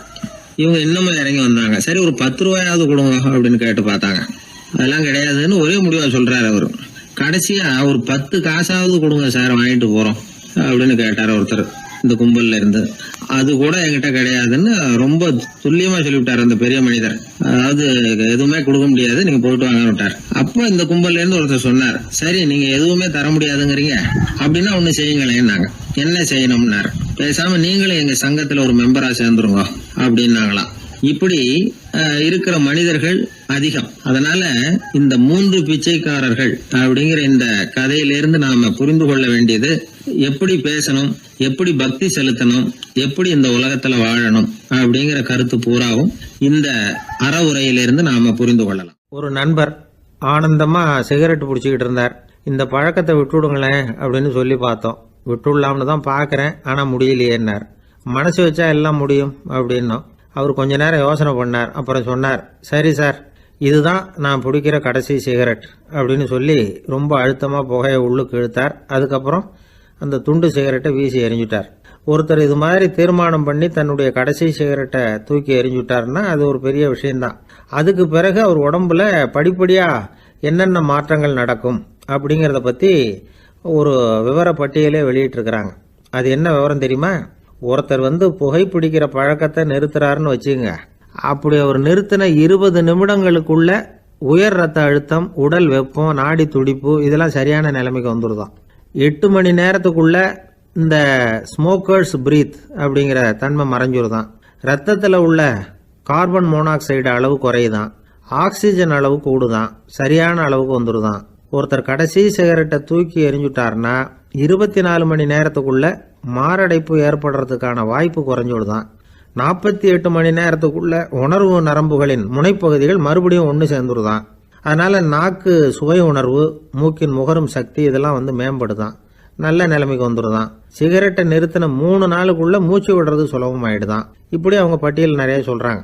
2 அல்லது 3 மாசத்துக்குள்ள என்ன ஆகும் தெரியுமா? ரத்த ஓட்டம் மேம்படுது, நடக்கிறது சுலபமாயிடுது. நுரையீரல் கொள்ளளவு 30% அதிகரிக்குது. 1லிருந்து 9 மாசத்துக்குள்ள சுவாச குறைபாடுகள் நீங்குது. நுரையீரலில் இருக்கக்கூடிய இந்த அசுத்தம் வடிகட்டும் திசுக்கள் சரியா வேலை செய்ய ஆரம்பிச்சிருது. 1 வருஷத்துக்குள்ள இந்த இதய அழுத்த நோய்க்கான வாய்ப்பு பாதியா குறைஞ்சிருது. இந்த சிகரெட்டை நிறுத்தின 5 வருஷத்துக்குள்ள ஒரு நாளைக்கு 1 பாக்கெட் சிகரெட் பிடிக்கிறவர்களில் நுரையீரல் புற்றுநோயினால சாகிறவர்கள் எண்ணிக்கை பாதியா குறைஞ்சிருது. புற்றுநோய் செல்கள் சீரமைக்கப்படுது. ஆக ஒருத்தர் புகைக்கிறத விட்டுணும்னு தீர்மானம் பண்ணி தன் கையில் இருக்கிற சிகரெட்டை இதுதான் கடைசின்னு சொல்லி தூக்கி எறிஞ்சுட்டா அதுக்கப்புறம் படிப்படியா இவ்வளவு நன்மைகளும் மாற்றங்களும் ஏற்படுறதாக இந்த அமெரிக்கன் கேன்சர் சொசைட்டி தெரிவிச்சிருக்குது. அதனால புகைப்பழக்கம் உள்ளவங்க இதெல்லாம் கொஞ்சம் யோசிச்சு பார்த்து அந்த பழக்கத்தை விட்டு விடுறது ரொம்ப நல்லது. ஆனால் அதையெல்லாம் நாம சொன்னா யாரு கேட்குறாங்க? என்னுடைய நண்பர் ஒருத்தர் புகைப்பழக்கம் உள்ளவர். அவர் என்கிட்ட சொன்னார், சார், சிகரெட் பிடிக்கிற பழக்கத்தை விட்டு விடுறது என்னை பொறுத்த வரைக்கும் ஒன்றும் பெரிய கஷ்டமான செயல் இல்லை, அது ரொம்ப சுலபம் அப்படின்னார். எப்படி சொல்றீங்கன்னு கேட்டேன். நான் ஏற்கனவே 20 தடவை அந்த பழக்கத்தை விட்டுருக்கேன் சார் அப்படின்னார் ரொம்ப பெருமையா. மனுநீதி சோழன் வரலாறு நமக்கு தெரியும். அது மாதிரி நீதி தவறாத ஆட்சியாளர்கள் பல பேர் இருந்திருக்கிறாங்க இந்த உலகத்துல. ஹசரத் உமர் பின் கத்தாப் அப்படின்னு ஒருத்தர், இஸ்லாத்தின் 2வது கலீஃபா இவர். அவருடைய ஆட்சி காலத்துல நடந்த ஒரு நிகழ்ச்சி. இந்த மன்னருக்கு ஒரு மகன், அவர் பேரு அபு ஷஹ்மா. அந்த மிசர் நாட்டு கவர்னர் அமர் பின் ஆஸ், அந்த மன்னருடைய மகன் கவர்னர் அவர்களுடைய கவனிப்புல இருந்தார். அந்த சமயத்துல ஒரு நாள் அவர் மதுபானா இருந்தனர். கவர்னருக்கு தெரிஞ்சு போச்சு. அவருக்கு தர்ம சங்கடமா போயிட்டுது. தவறு செஞ்சது மன்னருடைய மகன். கவர்னர் யோசனை பண்ணார். அவர் மெதுவா தன்னுடைய வீட்டுக்கு அழைச்சிட்டு வந்தார். அதிகமா அவரை கஷ்டப்படுத்தாம ஒரு சின்ன தண்டனை கொடுத்து பிரச்சனையை தீர்த்துட்டார். ஏதோ பேருக்கு ஒரு தண்டனை, அவ்வளவுதான். இது நடந்து கொஞ்ச நாள் கழிச்சு மன்னருக்கு இந்த விஷயம் தெரிஞ்சு போச்சு. தன்னுடைய மகன்கிறதுனால கவர்னர் லேசான தண்டனையோட விட்டுட்டார் அப்படிங்கறத புரிஞ்சுக்கிட்டார். உடனே கவர்னருக்கு தகவல் அனுப்பினார். அமர் பின் ஆஸ் தாஸ் அவர்களே, என்னுடைய மகன் மதுபானம் அருந்தி இருக்கிறான், அது உங்களுக்கு தெரிஞ்ச உடனே தண்டனை கொடுத்திருக்கிறீங்க. கலீஃபாவின் மகன்கிற காரணத்தினால குறைவான தண்டனையை கொடுத்ததாக கேள்விப்படுறேன். இது ஷரியத்தின்படி மாபெரும் குற்றம். உங்களுடைய நடத்தையும் மன்னிக்க கூடியதல்ல. இந்த கடிதம் கண்ட உடனே மகன் அபு ஷஹ்மாவை மதீனாவுக்கு அனுப்பி வைக்க வேண்டியது அப்படின்னு கடிதம் எழுதினார். அதை பார்த்தார் கவர்னர். உடனே கலீஃபாவின் மகனை மதீனாவுக்கு அனுப்பி வச்சார். மன்னர் முன்னாடி நீதி விசாரணை நடக்குது. தன்னுடைய மகனுக்கு சவுக்கடி வழங்கும்படியா உத்தரவிடுறார் ஹசரத் உமர் பின் கத்தாப். தண்டனை நிறைவேற்றப்பட்டது. கூடியிருந்தவர்கள்லாம் ஐயா கொஞ்சம் கருணை காட்டுங்க அப்படின்னு சொல்லி மன்னர்கிட்ட வேண்டிக்கிட்டாங்களாம். இந்த வேண்டுகோளை மன்னர் ஏத்துக்கல. நீதியின் முன்னால் தந்தை மகன் அன்பு நேசம் உறவு இந்த முறைகளை எல்லாம் கவனிக்க முடியாது. குற்றம் செஞ்சவர் தண்டிக்கப்பட வேண்டியவர், அவர் யாரா இருந்தாலும் சரி அப்படின்னாராம். எல்லா ஆட்சியாளர்களுமே கவனிக்க வேண்டிய ஒரு செய்தி இது. அவர் ஒரு நாள் தன்னுடைய அரசாங்க கணக்கு வழக்குகளை பார்த்துட்டு இருக்கிறார். அந்த சமயத்துல அவரை பார்க்க ஒரு பெரிய மனிதர் வந்தார். இவர் தன்னுடைய சொந்த வேலை காரணமா வந்திருக்கிறார் அப்படிங்கறத அவர் புரிஞ்சுக்கிட்டார். உடனே அது வரைக்கும் எரிஞ்சுகிட்டு இருந்த விளக்க அணைச்சுட்டு இன்னொரு விளக்க ஏற்றி வச்சுக்கிட்டாராம். இந்த செயலுக்கு என்ன காரணம்னு கேட்டிருக்கிறார் வந்தவர். இதுக்கு அவரு சொன்னார், ஐயா நீங்க வந்த போது இங்க எரிஞ்சுகிட்டு இருந்தது அரசாங்க விளக்கு, இப்ப எரியறது சொந்த விளக்கு. சொந்த விஷயங்களை பேசுறப்போ அரசாங்க பணத்தை செலவு பண்ணக்கூடாது, அதனாலதான் விளக்க மாத்தனே அப்படின்னாராம். இப்படிலாம் பல பேர் இந்த உலகத்துல இருந்திருக்கிறாங்க. ஆனா இப்ப எல்லாம் பல பேர் அப்படி இருக்கிறது இல்ல. ஒருத்தர் அப்படிதான் அரசாங்க விஷயங்களை பார்த்துக்கிட்டு உட்கார்ந்து இருக்கிறார். அந்த சமயத்துல ஒரு பெரிய தொழில் அதிபர் அவரை பார்க்க வந்திருக்கிறார். இவரு சடார்னு எழுந்திருச்சு எரிஞ்சுகிட்டு இருந்த விளக்க அணைச்சுட்டார். எங்கும் ஒரே இருட்டு. ஏன் விளக்க அணைச்சுட்டீங்கன்னு கேட்டிருக்கிறார் வந்தவர். இங்க நடக்கிறது மத்தவங்க கண்ணுல பற்றக்கூடாது அப்படிங்கறதுக்காக தான் விளக்க அணைச்சேன். நீங்க கொண்டு வந்திருக்கிறத அப்படி ஒரு ஓரமா வச்சுட்டு போடுங்க, அதுக்கப்புறமா விளக்க போட்டு நான் எடுத்துக்கிறேன் அப்படின்னாராம் இவர். சாலை ஓரமா அழுதுகிட்டு உட்காந்துருந்தான். பிச்சை எடுத்து சாப்பிட்ற ஒருத்தன் அந்த பக்கமாக வந்தான். இவனை பார்த்தான். ஏன் அழுதுகிட்டு உட்காந்துருக்கிற, என்னாச்சு உனக்கு அப்படின்னு கேட்டான். அதுக்கு இவன் சொன்னான், என்கிட்ட ஒன்றுமே இல்லை, நான் இந்த உலகத்தில் இருந்து என்ன பிரயோஜனம், அதனால தான் அழுதுகிட்டு இருக்கிறேன் அப்படின்னா. உன்கிட்ட மறைஞ்சிருக்கிற புதையல் என் கண்ணுக்கு நல்லா தெரியுது, அது உனக்கு புரியல, அதனால தான் அழுதுகிட்டு இருக்கிற அப்படின்னா. என்னது புதையல் இருக்குதா, உன் கண்ணுக்கு தெரியுதா அப்படின்னு கேட்டான். ஆமாம் எனக்கு தெரியுது, அந்த புதையலை நீ விற்கிறதுக்கு தயாராக இருக்கிறியா அப்படின்னு கேட்டான் இவன். இதை கேட்டதும் அந்த இளைஞனுக்கு ரொம்ப ஆச்சரியமாக போச்சு. என்னது இப்படி கேட்குறானே அப்படின்னு. என்கிட்ட ஒரு காசு கூட இல்லையே, அப்படி இருக்கிறப்போ புதையல் எங்கேருந்து வந்தது அப்படின்னா. இந்த நேரத்தில் அந்த பிச்சைக்காரன் சிரித்தான். இப்படி தான் இந்த உலகத்தில் எல்லோரும் சொல்லிகிட்டு இருக்கிறாங்க, என்கிட்ட ஒன்றுமே இல்லைன்னு சொல்லி. ஆனால் அவங்கக்கிட்ட தான் புதையல் இருக்குது, நீ வேணும்னா என் கூட வா, நம்ம நாட்டு அரசர்கிட்ட போவோம், உங்ககிட்ட இருக்கிற புதையலை அவர் நல்ல விலைக்கு எடுத்துக்குவார் அப்படின்னா. அது எப்படி உனக்கு தெரியும்னா, இதுக்கு முன்னாடியும் இது மாதிரி பல பேரை நான் ராஜா கிட்ட அழைச்சிட்டு போயிருக்கிறேன், அதனால தான் உன்னை பார்த்தேன், உன்னையும் கூப்பிட்றேன், நீ சரின்னு சொன்னால் உன்னை அழைச்சிட்டு போகிறேன், உங்ககிட்ட இருக்கிற புதையலை அவர் நல்ல விலை கொடுத்து எடுத்துக்குவார் அப்படின்னு சொன்னான். இவன் இப்படி சொல்கிறதும் அந்த இளைஞனுக்கு ஒன்றுமே புரியல. இது என்னது இந்த ஆள் இப்படி சொல்லிக்கிட்டு இருக்கிறான், நம்மக்கிட்ட என்ன இருக்குது, அதுவும் இல்லாமல் இவனே பிச்சை எடுத்து சாப்பிட்டுக்கிட்டு இருக்கிறான், இவன் போய் நம்மளை ராஜா கிட்ட அழைச்சிட்டு போகிறதா போகிறேங்கிறானே என்ன அப்படின்னு சொல்லி அவன் யோசனை பண்ணான்.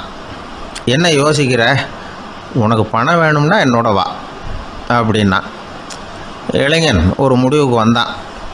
சரி, இங்கேயே உட்காந்துக்கிட்டு இருக்கிறத விட அங்கேயாவது போய் பார்ப்போமே, இங்கே அழுதுட்டு உட்காந்துருக்கிறதுல என்ன பிரயோஜனம், ஏதோ கூப்பிட்றான் போய் பார்த்துட்டு வருவோமே அப்படின்னு சொல்லி அவன் கூட புறப்பட்டான். பிச்சைக்காரன் முன்னாடி போயிட்டே இருக்கிறான், இந்த இளைஞன் பின்னாடி நடந்து போயிட்டுருக்கான். ரெண்டு பேரும் அரண்மனையை நோக்கி போகிறாங்க. பாதி வழி போயிருப்பாங்க. வழியில் அந்த பிச்சைக்காரன் சொன்னான், இதை பாரு, முன்னாடியே சில விஷயங்களை நாம் பேசிக்க வேண்டியிருக்கு, சரியாக தெளிவாக முடிவு எடுத்துக்கிட்டு அதுக்கப்புறம் ராஜாக்கிட்ட போகணும். ஏன்னா அங்கே போய் அது முடியாது இது முடியாதுன்னு நாம் நமக்குள்ளே சண்டை போட்டுக்கிட்டு இருக்க முடியாது. ராஜாவுக்கு விலையை பற்றி கவலையே இல்லை, எவ்வளவு சொன்னாலும் நமக்கு பணம் கிடச்சிரும். ஆனால் அதுக்கப்புறம் நான் இதை விற்கிறதுக்கு தயாராக இல்லைன்னு சொல்லிடக்கூடாது. அதனால் புதையலை விற்கிறதா இல்லையாங்கிறத இங்கேயே தெளிவாக முடிவு செஞ்சுக்கணும், இல்லைன்னா ராஜா கிட்ட போய் அங்கே போய் குழப்பிக்கிட்டு இருக்க முடியாது அப்படின்னு சொன்னான். இளைஞனுக்கு ஒன்றுமே புரியல. என்ன சொல்கிற நீ, என்கிட்டயா புதையலா, எங்கே இருக்குது அப்படின்னு சொல்லி குழம்பி போனான். இப்போ அந்த பிச்சைக்காரன் சொன்னான், இதை பாரு, இப்போ உதாரணத்துக்கு உன்னுடைய கண்களை எடுத்துக்கோ. அதுக்கு நீ என்ன விலை கேட்டுற போகிற? நான் அதுக்கு ராஜா கிட்ட இருந்து ஒரு 50,000 ரூபா வாங்கி தர முடியும். உன்னுடைய இருதயத்தை கொடுக்குறியா? 20 லட்சம் ரூபா வாங்கி தரேன்.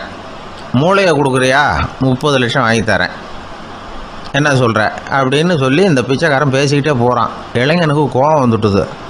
என்ன உளர்ற? உனக்கு என்ன பைத்தியமா? கண்ணையும் மூளையையும் இருதயத்தையுமா விற்பாங்க? என்ன விலை கொடுத்தாலும் அதையெல்லாம் நான் விற்கிறதுக்கு தயாராக இல்லை, நான் விற்க மாட்டேன். அதை கொடுத்துட்டு நான் என்ன பண்ணுறது?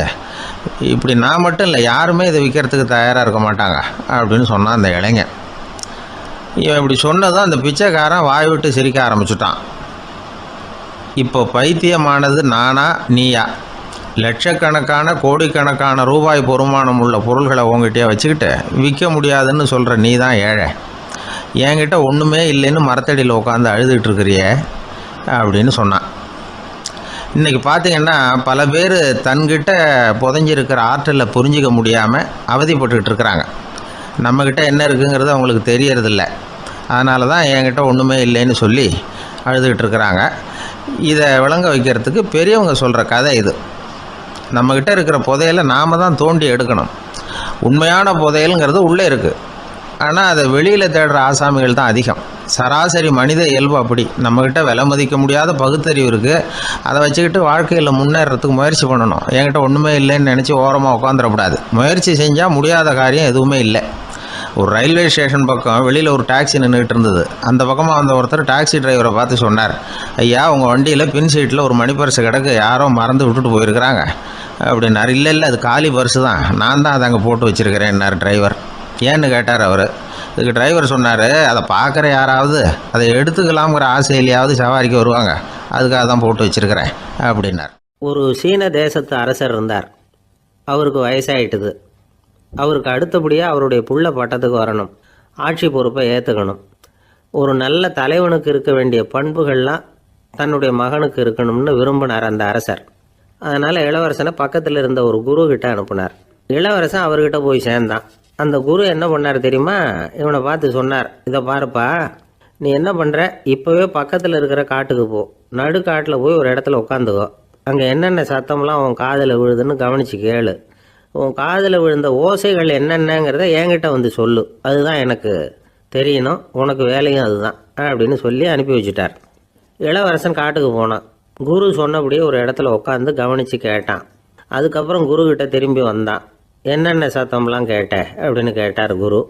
குருவே, காட்டில் நான் பறவைகள் சத்தம்லாம் கேட்டேன், மிருகங்களின் ஓசையையும் கேட்டேன், இதை தவிர இடி மின்னல் மழை இதுகளோட சத்தத்தையும் கேட்டேன் அப்படின்னா. குரு யோசனை பண்ணார், நீ இன்னமும் சரியாக கேட்கல, அதனால் மறுபடியும் காட்டுக்கு போ, கொஞ்ச நாள் தங்கியிருந்து கேட்டுட்டு வா அப்படின்னார். இளவரசனுக்கு ஒன்றும் புரியல. இருந்தாலும் குருவின் கட்டளையாச்சே, மறுக்க முடியுமா? உடனே அவன் மறுபடியும் காட்டுக்கு போனான். ஒரு இடத்துல உட்காந்தான். கொஞ்ச நேரம் உன்னிப்பாக கவனித்து கேட்டான். சில நாள் கழித்து குருக்கிட்ட திரும்பி வந்தான். குருவே, இந்த தடவை சில துல்லியமான சத்தங்களை எல்லாம் கேட்டான். தேனி பறக்கிற சத்தம், நீரோடையின் மெல்லிய ஓசை, இதெல்லாம் கேட்டேன்னா.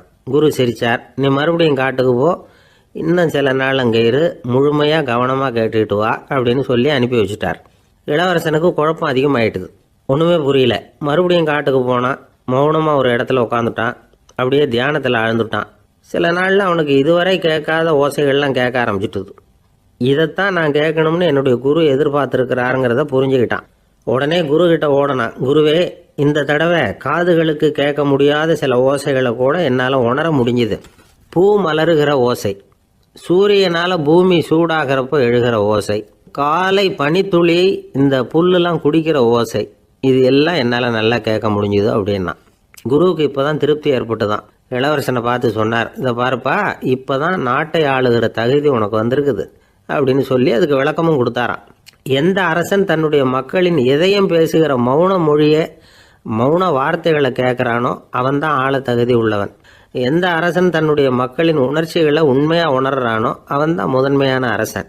போலி வார்த்தைகளை மட்டும் கேட்டுட்டு பல மௌன ராகங்களை காதில் வாங்கிக்காதவன் அரசனே இல்லை. எந்த நாட்டில் எப்போ ஒரு அரசன் தன்னுடைய மக்களின் உணர்ச்சிகளை கேட்க மறுக்கிறானோ அன்னையிலேருந்தே அந்த நாடு அழிய தொடங்குது அப்படின்னு அர்த்தம். இதுதான் அந்த குரு இளவரசனுக்கு போதிச்சது. வாயால் பேசுகிறத மட்டும் கேட்டு ஏமாறப்படாது. உணர்ச்சிகளையும் கேட்கறதுல தான் மனப்பக்குவம் உண்டாகும். மக்கள் உணர்ச்சிகளை புரிந்து கொள்ளாத அரசர்கள் நீடிச்சிருக்க முடியாது. அது மாதிரி நாடுகளில் அடிக்கடி குழப்பம் தான் உண்டாகும். அப்படி இருந்தால் அடிக்கடி ஆட்சி மாறிக்கிட்டு இருக்கும். அப்படிப்பட்ட ஒரு தேசம், அங்கே ஒரு சிறைச்சாலையில் 3 கைதிகள் பேசிக்கிட்டு இருந்தாங்க.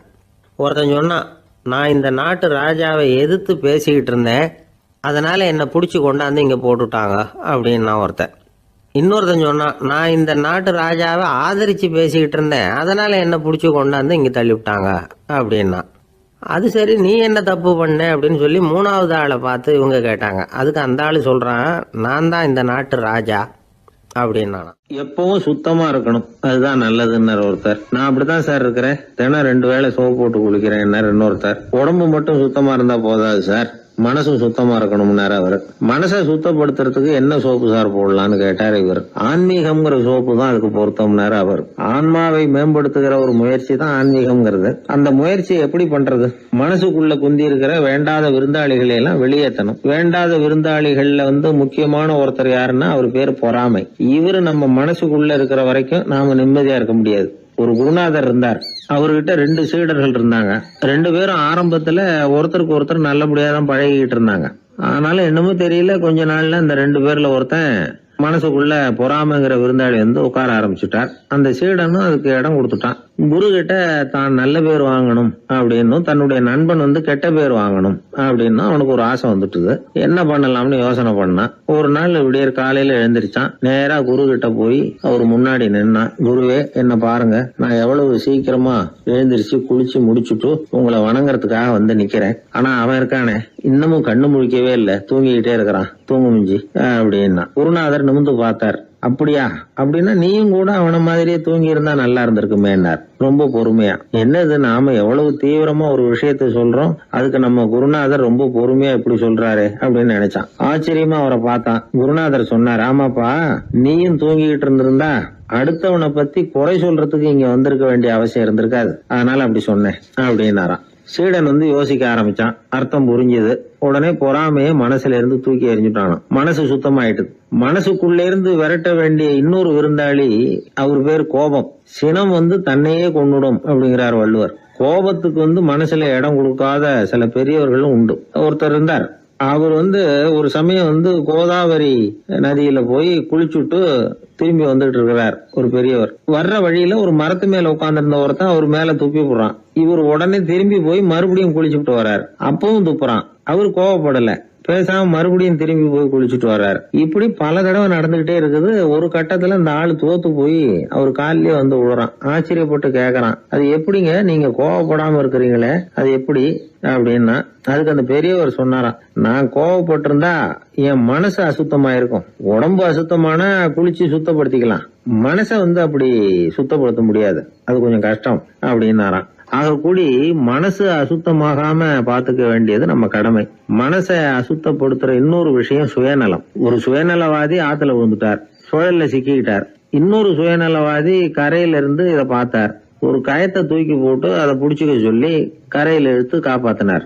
அவர் கரையில ஏறின உடனே இவரை பார்த்து, என்ன காப்பாத்தினதுக்காக உங்களுக்கு 50 காசு கொடுக்கலாம்னு பாக்குறேன், ஆனா என்கிட்ட 1 ரூபாயா இருக்கு, சில்லறையா இல்ல அப்படின்னாராம். உடனே காப்பாத்தினவர் இவரை பார்த்து, அப்படின்னா நீங்க இன்னொரு தடவை தண்ணியில விழுந்துருங்க, நான் காப்பாத்துறேன், 1 ரூபாயா கொடுத்துடலாம் அப்படின்னாராம். இப்படிப்பட்டவங்க எல்லாம் எத்தனை தடவை தண்ணியில விழுந்தாலும் மனசு சுத்தமாக போறதில்லை. ஒரு சராசரி மனிதனுடைய இயல்பு என்ன? இன்பம் வந்தா துள்ளி குதிப்பான், துன்பம் வந்தா சோர்ந்து போய் ஒரு மூலையில உட்காந்துருவான். இவன் தான் சராசரி மனிதன். ஆனால் ஒருத்தன் இன்பம் வந்தால் அதுக்காக மகிழ்ச்சி அடையிறதில்ல, துன்பம் வந்தால் அதுக்காக சோர்ந்து போகிறதில்ல அப்படின்னு வச்சுக்கோங்க. அப்படி இருந்தால் அவன் சாதாரண ஆள் கிடையாது. ஒரு ஊரில் ஒரு ஞானி இருந்தார். அவரை தேடிட்டு ஒரு பெரியவர் வந்தார். ஐயா, ஞானத்தில் சிறந்த ஞானம் எது அப்படின்னு கேட்டாராம். இதுக்கு அந்த ஞானி என்ன பதில் சொன்னார் தெரியுமா? இன்பத்தினால மகிழ்ச்சி அடையாமலும் துன்பத்தினால சோர்வு அடையாமலும் இருக்கிறது தான் அந்த ஞானம், பெரிய ஞானம் அப்படின்னாராம். சரி சுவாமி, அப்படிப்பட்ட ஞானம் உங்களுக்கு எப்படி வந்ததுன்னு கேட்டிருக்காரு இவர். அதை நான் ஒரு கழுதைகிட்ட இருந்து கற்றுக்கிட்டேன் அப்படின்னாராம் அவர். இவருக்கு ஒன்றும் புரியல, ஒரு மாதிரியாக முழிச்சிருக்கிறார். இதை அவர் புரிஞ்சுக்கிட்டார். நீங்கள் நாளைக்கு காலையில் நம்முடைய ஆசிரமத்துக்கு வாங்க, புரிய வைக்கிறேன்னாராம். சரின்னு அவர் போயிட்டார். மறுநாள் காலையில் ஆசிரமத்துக்கு சேர்ந்தார். ஞானி அவரை கூப்பிட்டு உட்கார வச்சார். வாங்க வந்து இப்படி உட்காருங்க, கொஞ்ச நேரத்தில் இந்த வழியாக ஒரு கழுதை போகும், அதை கவனித்து பாருங்கன்னாராம். இவருக்கு இன்னமும் ஒன்றும் புரியாமல் போச்சு, ஒரே குழப்பம். இருந்தாலும் அந்த ஞானி சொன்னது மாதிரியே உட்காந்துருக்கிறார். கொஞ்ச நேரத்தில் அந்த வழியாக ஒரு கழுதை போச்சு. அது முதுக நிறைய அழுக்கு மூட்டைகள், அதை சுமந்துக்கிட்டு போகுது. ஒரு செலவு தொழிலாளி அதை ஓட்டிகிட்டு போகிறார். கொஞ்சம் தூரத்தில் ஒரு ஆறு இருக்குது. அங்கே போய் துணியெல்லாம் சுத்தப்படுத்திக்கிட்டு சாயந்தரமாக திரும்பி இந்த வழியாகவே வருவாங்க. ஞானி சொன்னது மாதிரியே இந்த பெரியவர் அழுக்கு மூட்டையை சுமந்துக்கிட்டு போகிற அந்த கழுதையை கவனித்தார். கழுதை போயிட்டுது. அதுக்கப்புறம் ஞானியை திரும்பி பார்த்தார். இப்போ அந்த ஞானி சொன்னார், சாயந்தரம் வரைக்கும் நீங்கள் இங்கேயே இருக்கணும்னார். அதே மாதிரி இவர் இருந்தார். சாயந்தரமாக அந்த ஞானி சொன்னார், ஐயா இப்போ கொஞ்ச நேரத்தில் அந்த கழுதை இந்த வழியாக திரும்பி வரும், அதையும் கவனித்து பாருங்கன்னார். இவரும் கவனித்து பார்க்குறார். கழுதை வந்தது. அது முதுகில் சலவை செய்யப்பட்ட துணி மூட்டை, அது பாட்டுக்கு சுமந்துக்கிட்டு போய்கிட்டு இருக்குது. பெரியவருக்கு ஒன்றும் புரியல, பொறுமை இழந்துவிட்டார். சரி சுவாமி, இந்த கழுதைக்கும் உங்கள் ஞானத்துக்கும் என்ன சம்பந்தம் அப்படின்னார். இப்போ அந்த ஞானி விளக்கினார், ஐயா இந்த கழுதை இதே மாதிரி தினமும் காலையில் அழுக்கு மூட்டைகளை சுமந்துக்கிட்டு ஆற்றுக்கு போகுது, மாலையில் வெண்மையான சுத்தமான துணிகளை சுமந்துக்கிட்டு திரும்பி ஊருக்கு போகுது. காலையில் இது போகும் பொழுது முதுகில் அழுக்கு மூட்டைகளை சுமந்துக்கிட்டு போகிறோமேங்கிற வருத்தமும் அதுக்கு கிடையாது. சாயந்தரம் திரும்பி வரும்பொழுது சுத்தமான துணிகளை சுமந்துக்கிட்டு வர்றோமேங்கிற மகிழ்ச்சி அதுக்கு இல்லை. இதை பார்த்து தான் நானும் அது மாதிரி ஞானத்தை கற்றுக்கிட்டேன் அப்படின்னாராம். அதனால் யார் கற்றுக் கொடுக்குறாங்க அப்படிங்கிறத விட எதை கற்றுக்கிறோம் அப்படிங்கிறது தான் முக்கியம். ஒரு சினிமா பார்க்குறோம், ஒரு அருவி கொட்டுறது மாதிரி காட்சி வருது, தண்ணீர் வழியுது. படம் முடிஞ்சதும் பார்த்தீங்கன்னா அந்த திரை என்ன நனைஞ்சு போயாருக்கும். ஒரு தீப்பிடிச்சு எரியிற காட்சியே சினிமாவில் பார்க்குறீங்க, காட்சி முடிஞ்சதும் அந்த வெண் திரையே கருகி போயாருக்கும். படத்தில் வர்ற தண்ணீரும் நெருப்பும் அந்த திரையை பாதிக்கிறது இல்லை. நாம் அந்த திரை மாதிரி இருக்கிறதுக்கு கற்றுக்கணுமா. அந்த பக்குவம் வந்துவிட்டதுன்னா இன்பமும் துன்பமும் நம்ம எதுவும் செய்யாது. ஒரு சினிமாவை பார்க்குற வரைக்கும் சிரிக்கலாம், அழலாம். பார்த்துட்டு வெளியில் வரும்பொழுது அழுதுகிட்டே வரக்கூடாது. ஒருத்தர் வந்தார், அப்படி படம் முடிஞ்சு வெளியில் வரும்பொழுது அருவி மாதிரி கண்ணீர் சிந்திக்கிட்டே வரார். ஏன் சார் படம் அவ்வளவு சோகமா அப்படின்னு கேட்டார். இன்னொருத்தர், இல்லை சார் கூட்டம் ரொம்ப குறைச்சல் சார், மொத்தம் படம் பார்க்க வந்தவங்களே 15 பேர் தான் சார் அப்படின்னார் கண்ணீரை தொடச்சிக்கிட்டே. அதுக்கு நீங்கள் ஏன் சார் அழறீங்கன்னு கேட்டார் அவர். இந்த படத்தோட தயாரிப்பாளரே நான் தான் சார் அப்படின்னாரா இவர். ஒரு அரசன், அவனுக்கு வயசாயிட்டுது. அதனாலேயே இந்த கவலை பயம் எல்லாமும் அதிகமாயிட்டுது. மரண பயம், ராத்திரியில் சரியாக தூங்க முடியல, இப்படி ஆயிட்டுது நிலைமை. அந்த அரசன் ஏற்கனவே எப்படின்னா போர்க்களங்களில் எத்தனையோ பேரை ஓட ஓட விரட்டியிருக்கிறான். இருந்தாலும் இப்போ அந்த துணிச்சல்லாம் எங்கேயோ போயிட்டுது. பேசாமல் படுத்துருக்கிறான். அப்படியே படுத்தாலும் தான் தூக்கம் வர மாட்டேங்குது. என்ன பண்ணலாம்னு யோசித்தான் இந்த மன்னன். உடனே எல்லா அமைச்சர்களையும் கூப்பிட்டான். எனக்கு நிம்மதி இல்லை, எதை நினச்சாலும் பயமாக இருக்கு, எனக்கு ஒரு ஆலோசனை சொல்லுங்க அப்படின்னா. என்ன ஆலோசனை வேணும் அப்படின்னு சொல்லி கேட்டாங்க. எனக்கு ஒரு நெருக்கடியான சந்தர்ப்பம் ஏற்பட்டு போச்சுன்னு வச்சுக்கோங்க. அந்த நேரத்தில் நீங்கள் யாருமே என் பக்கத்தில் இல்லை ஆலோசனை சொல்கிறதுக்கு அப்படின்னா, அந்த சமயத்தில் எனக்கு உபயோகப்படுற மாதிரி ஒரு வாசகம், பொன்மொழி ஏதாவது சொல்லுங்கள். அதை நான் என்னுடைய வைர மோதிரத்துக்கு அடியில் பதிச்சு வச்சுக்கிறேன் அப்படின்னார். தேவைப்படுறப்போ உதவும் அப்படிங்கிறதுனால. அவர் போட்டிருந்த மோதிரமும் அதுக்கு தகுந்த மாதிரியே திறந்து மூடுறது மாதிரி அமைஞ்சிருந்தது. ஏதாவது வாசகம் எழுதுனா உள்ற வச்சுக்கலாம், அதுக்கான வசதி அதில் இருந்தது. அமைச்சர்கள்லாம் யோசனை பண்ணாங்க, இது மாதிரி ராஜா கேட்குறாரு, என்ன வாசகம் அதாவது பொன்மொழி சொல்லலாம் அப்படின்னு எல்லாரும் யோசனை பண்ணாங்க. ஒருத்தருக்குமே சரியாக தோணலை, ஒரே குழப்பமாக இருந்தது. ஏன்னா நெருக்கடியான சமயத்தில் உபயோகப்படுறது மாதிரி ஒரு பொன்மொழி வேணும்னு சொல்லியிருக்கிறார். அப்படி இப்படி யோசித்து பார்த்தா ஒன்றுமே தோணலை.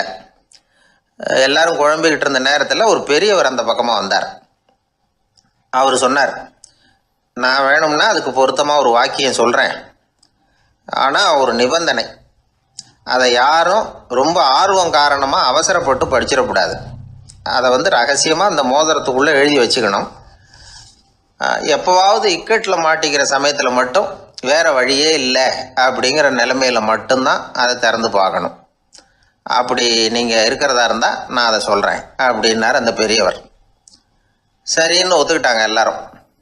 அதே மாதிரி அவர் ஒரு வாக்கியத்தை சொன்னார். அவர் சொன்ன வாக்கியத்தை ரகசியமாக மோதிரத்துக்குள்ளே பதிச்சு மூடியாச்சு. ராஜா அதை விரலில் மாட்டிக்கிட்டார். கொஞ்ச நாள் ஆச்சு. அந்த ராஜாவுக்கு ஒரு சோதனை வந்தது. என்ன சோதனைன்னா, அடுத்த நாட்டு மன்னன் படையெடுத்துக்கிட்டு வந்துட்டான். அவன் இவர்கிட்ட ஏற்கனவே தோற்று போனவன், ஒரு வெறியில் வந்திருக்கிறான். தோற்று போனவன் மறுபடியும் சண்டைக்கு வந்தால் எப்படி வருவானோ அப்படி வர்றான். ஒரு வெறியில் வந்தால் ஜெயிச்சுட்டான். என்னாச்சு, இவரோட நிலைமைன்னா நாட்டை இழந்துட்டார், எல்லாத்தையும் இழந்துட்டார். கடைசியாக ஒரு அடிபட்ட குதிரையில் ஏறி தப்பிச்சு போயிட்டார், வேறு வழி இல்லைன்னு. பின்னாடி துரத்திக்கிட்டு வராங்க.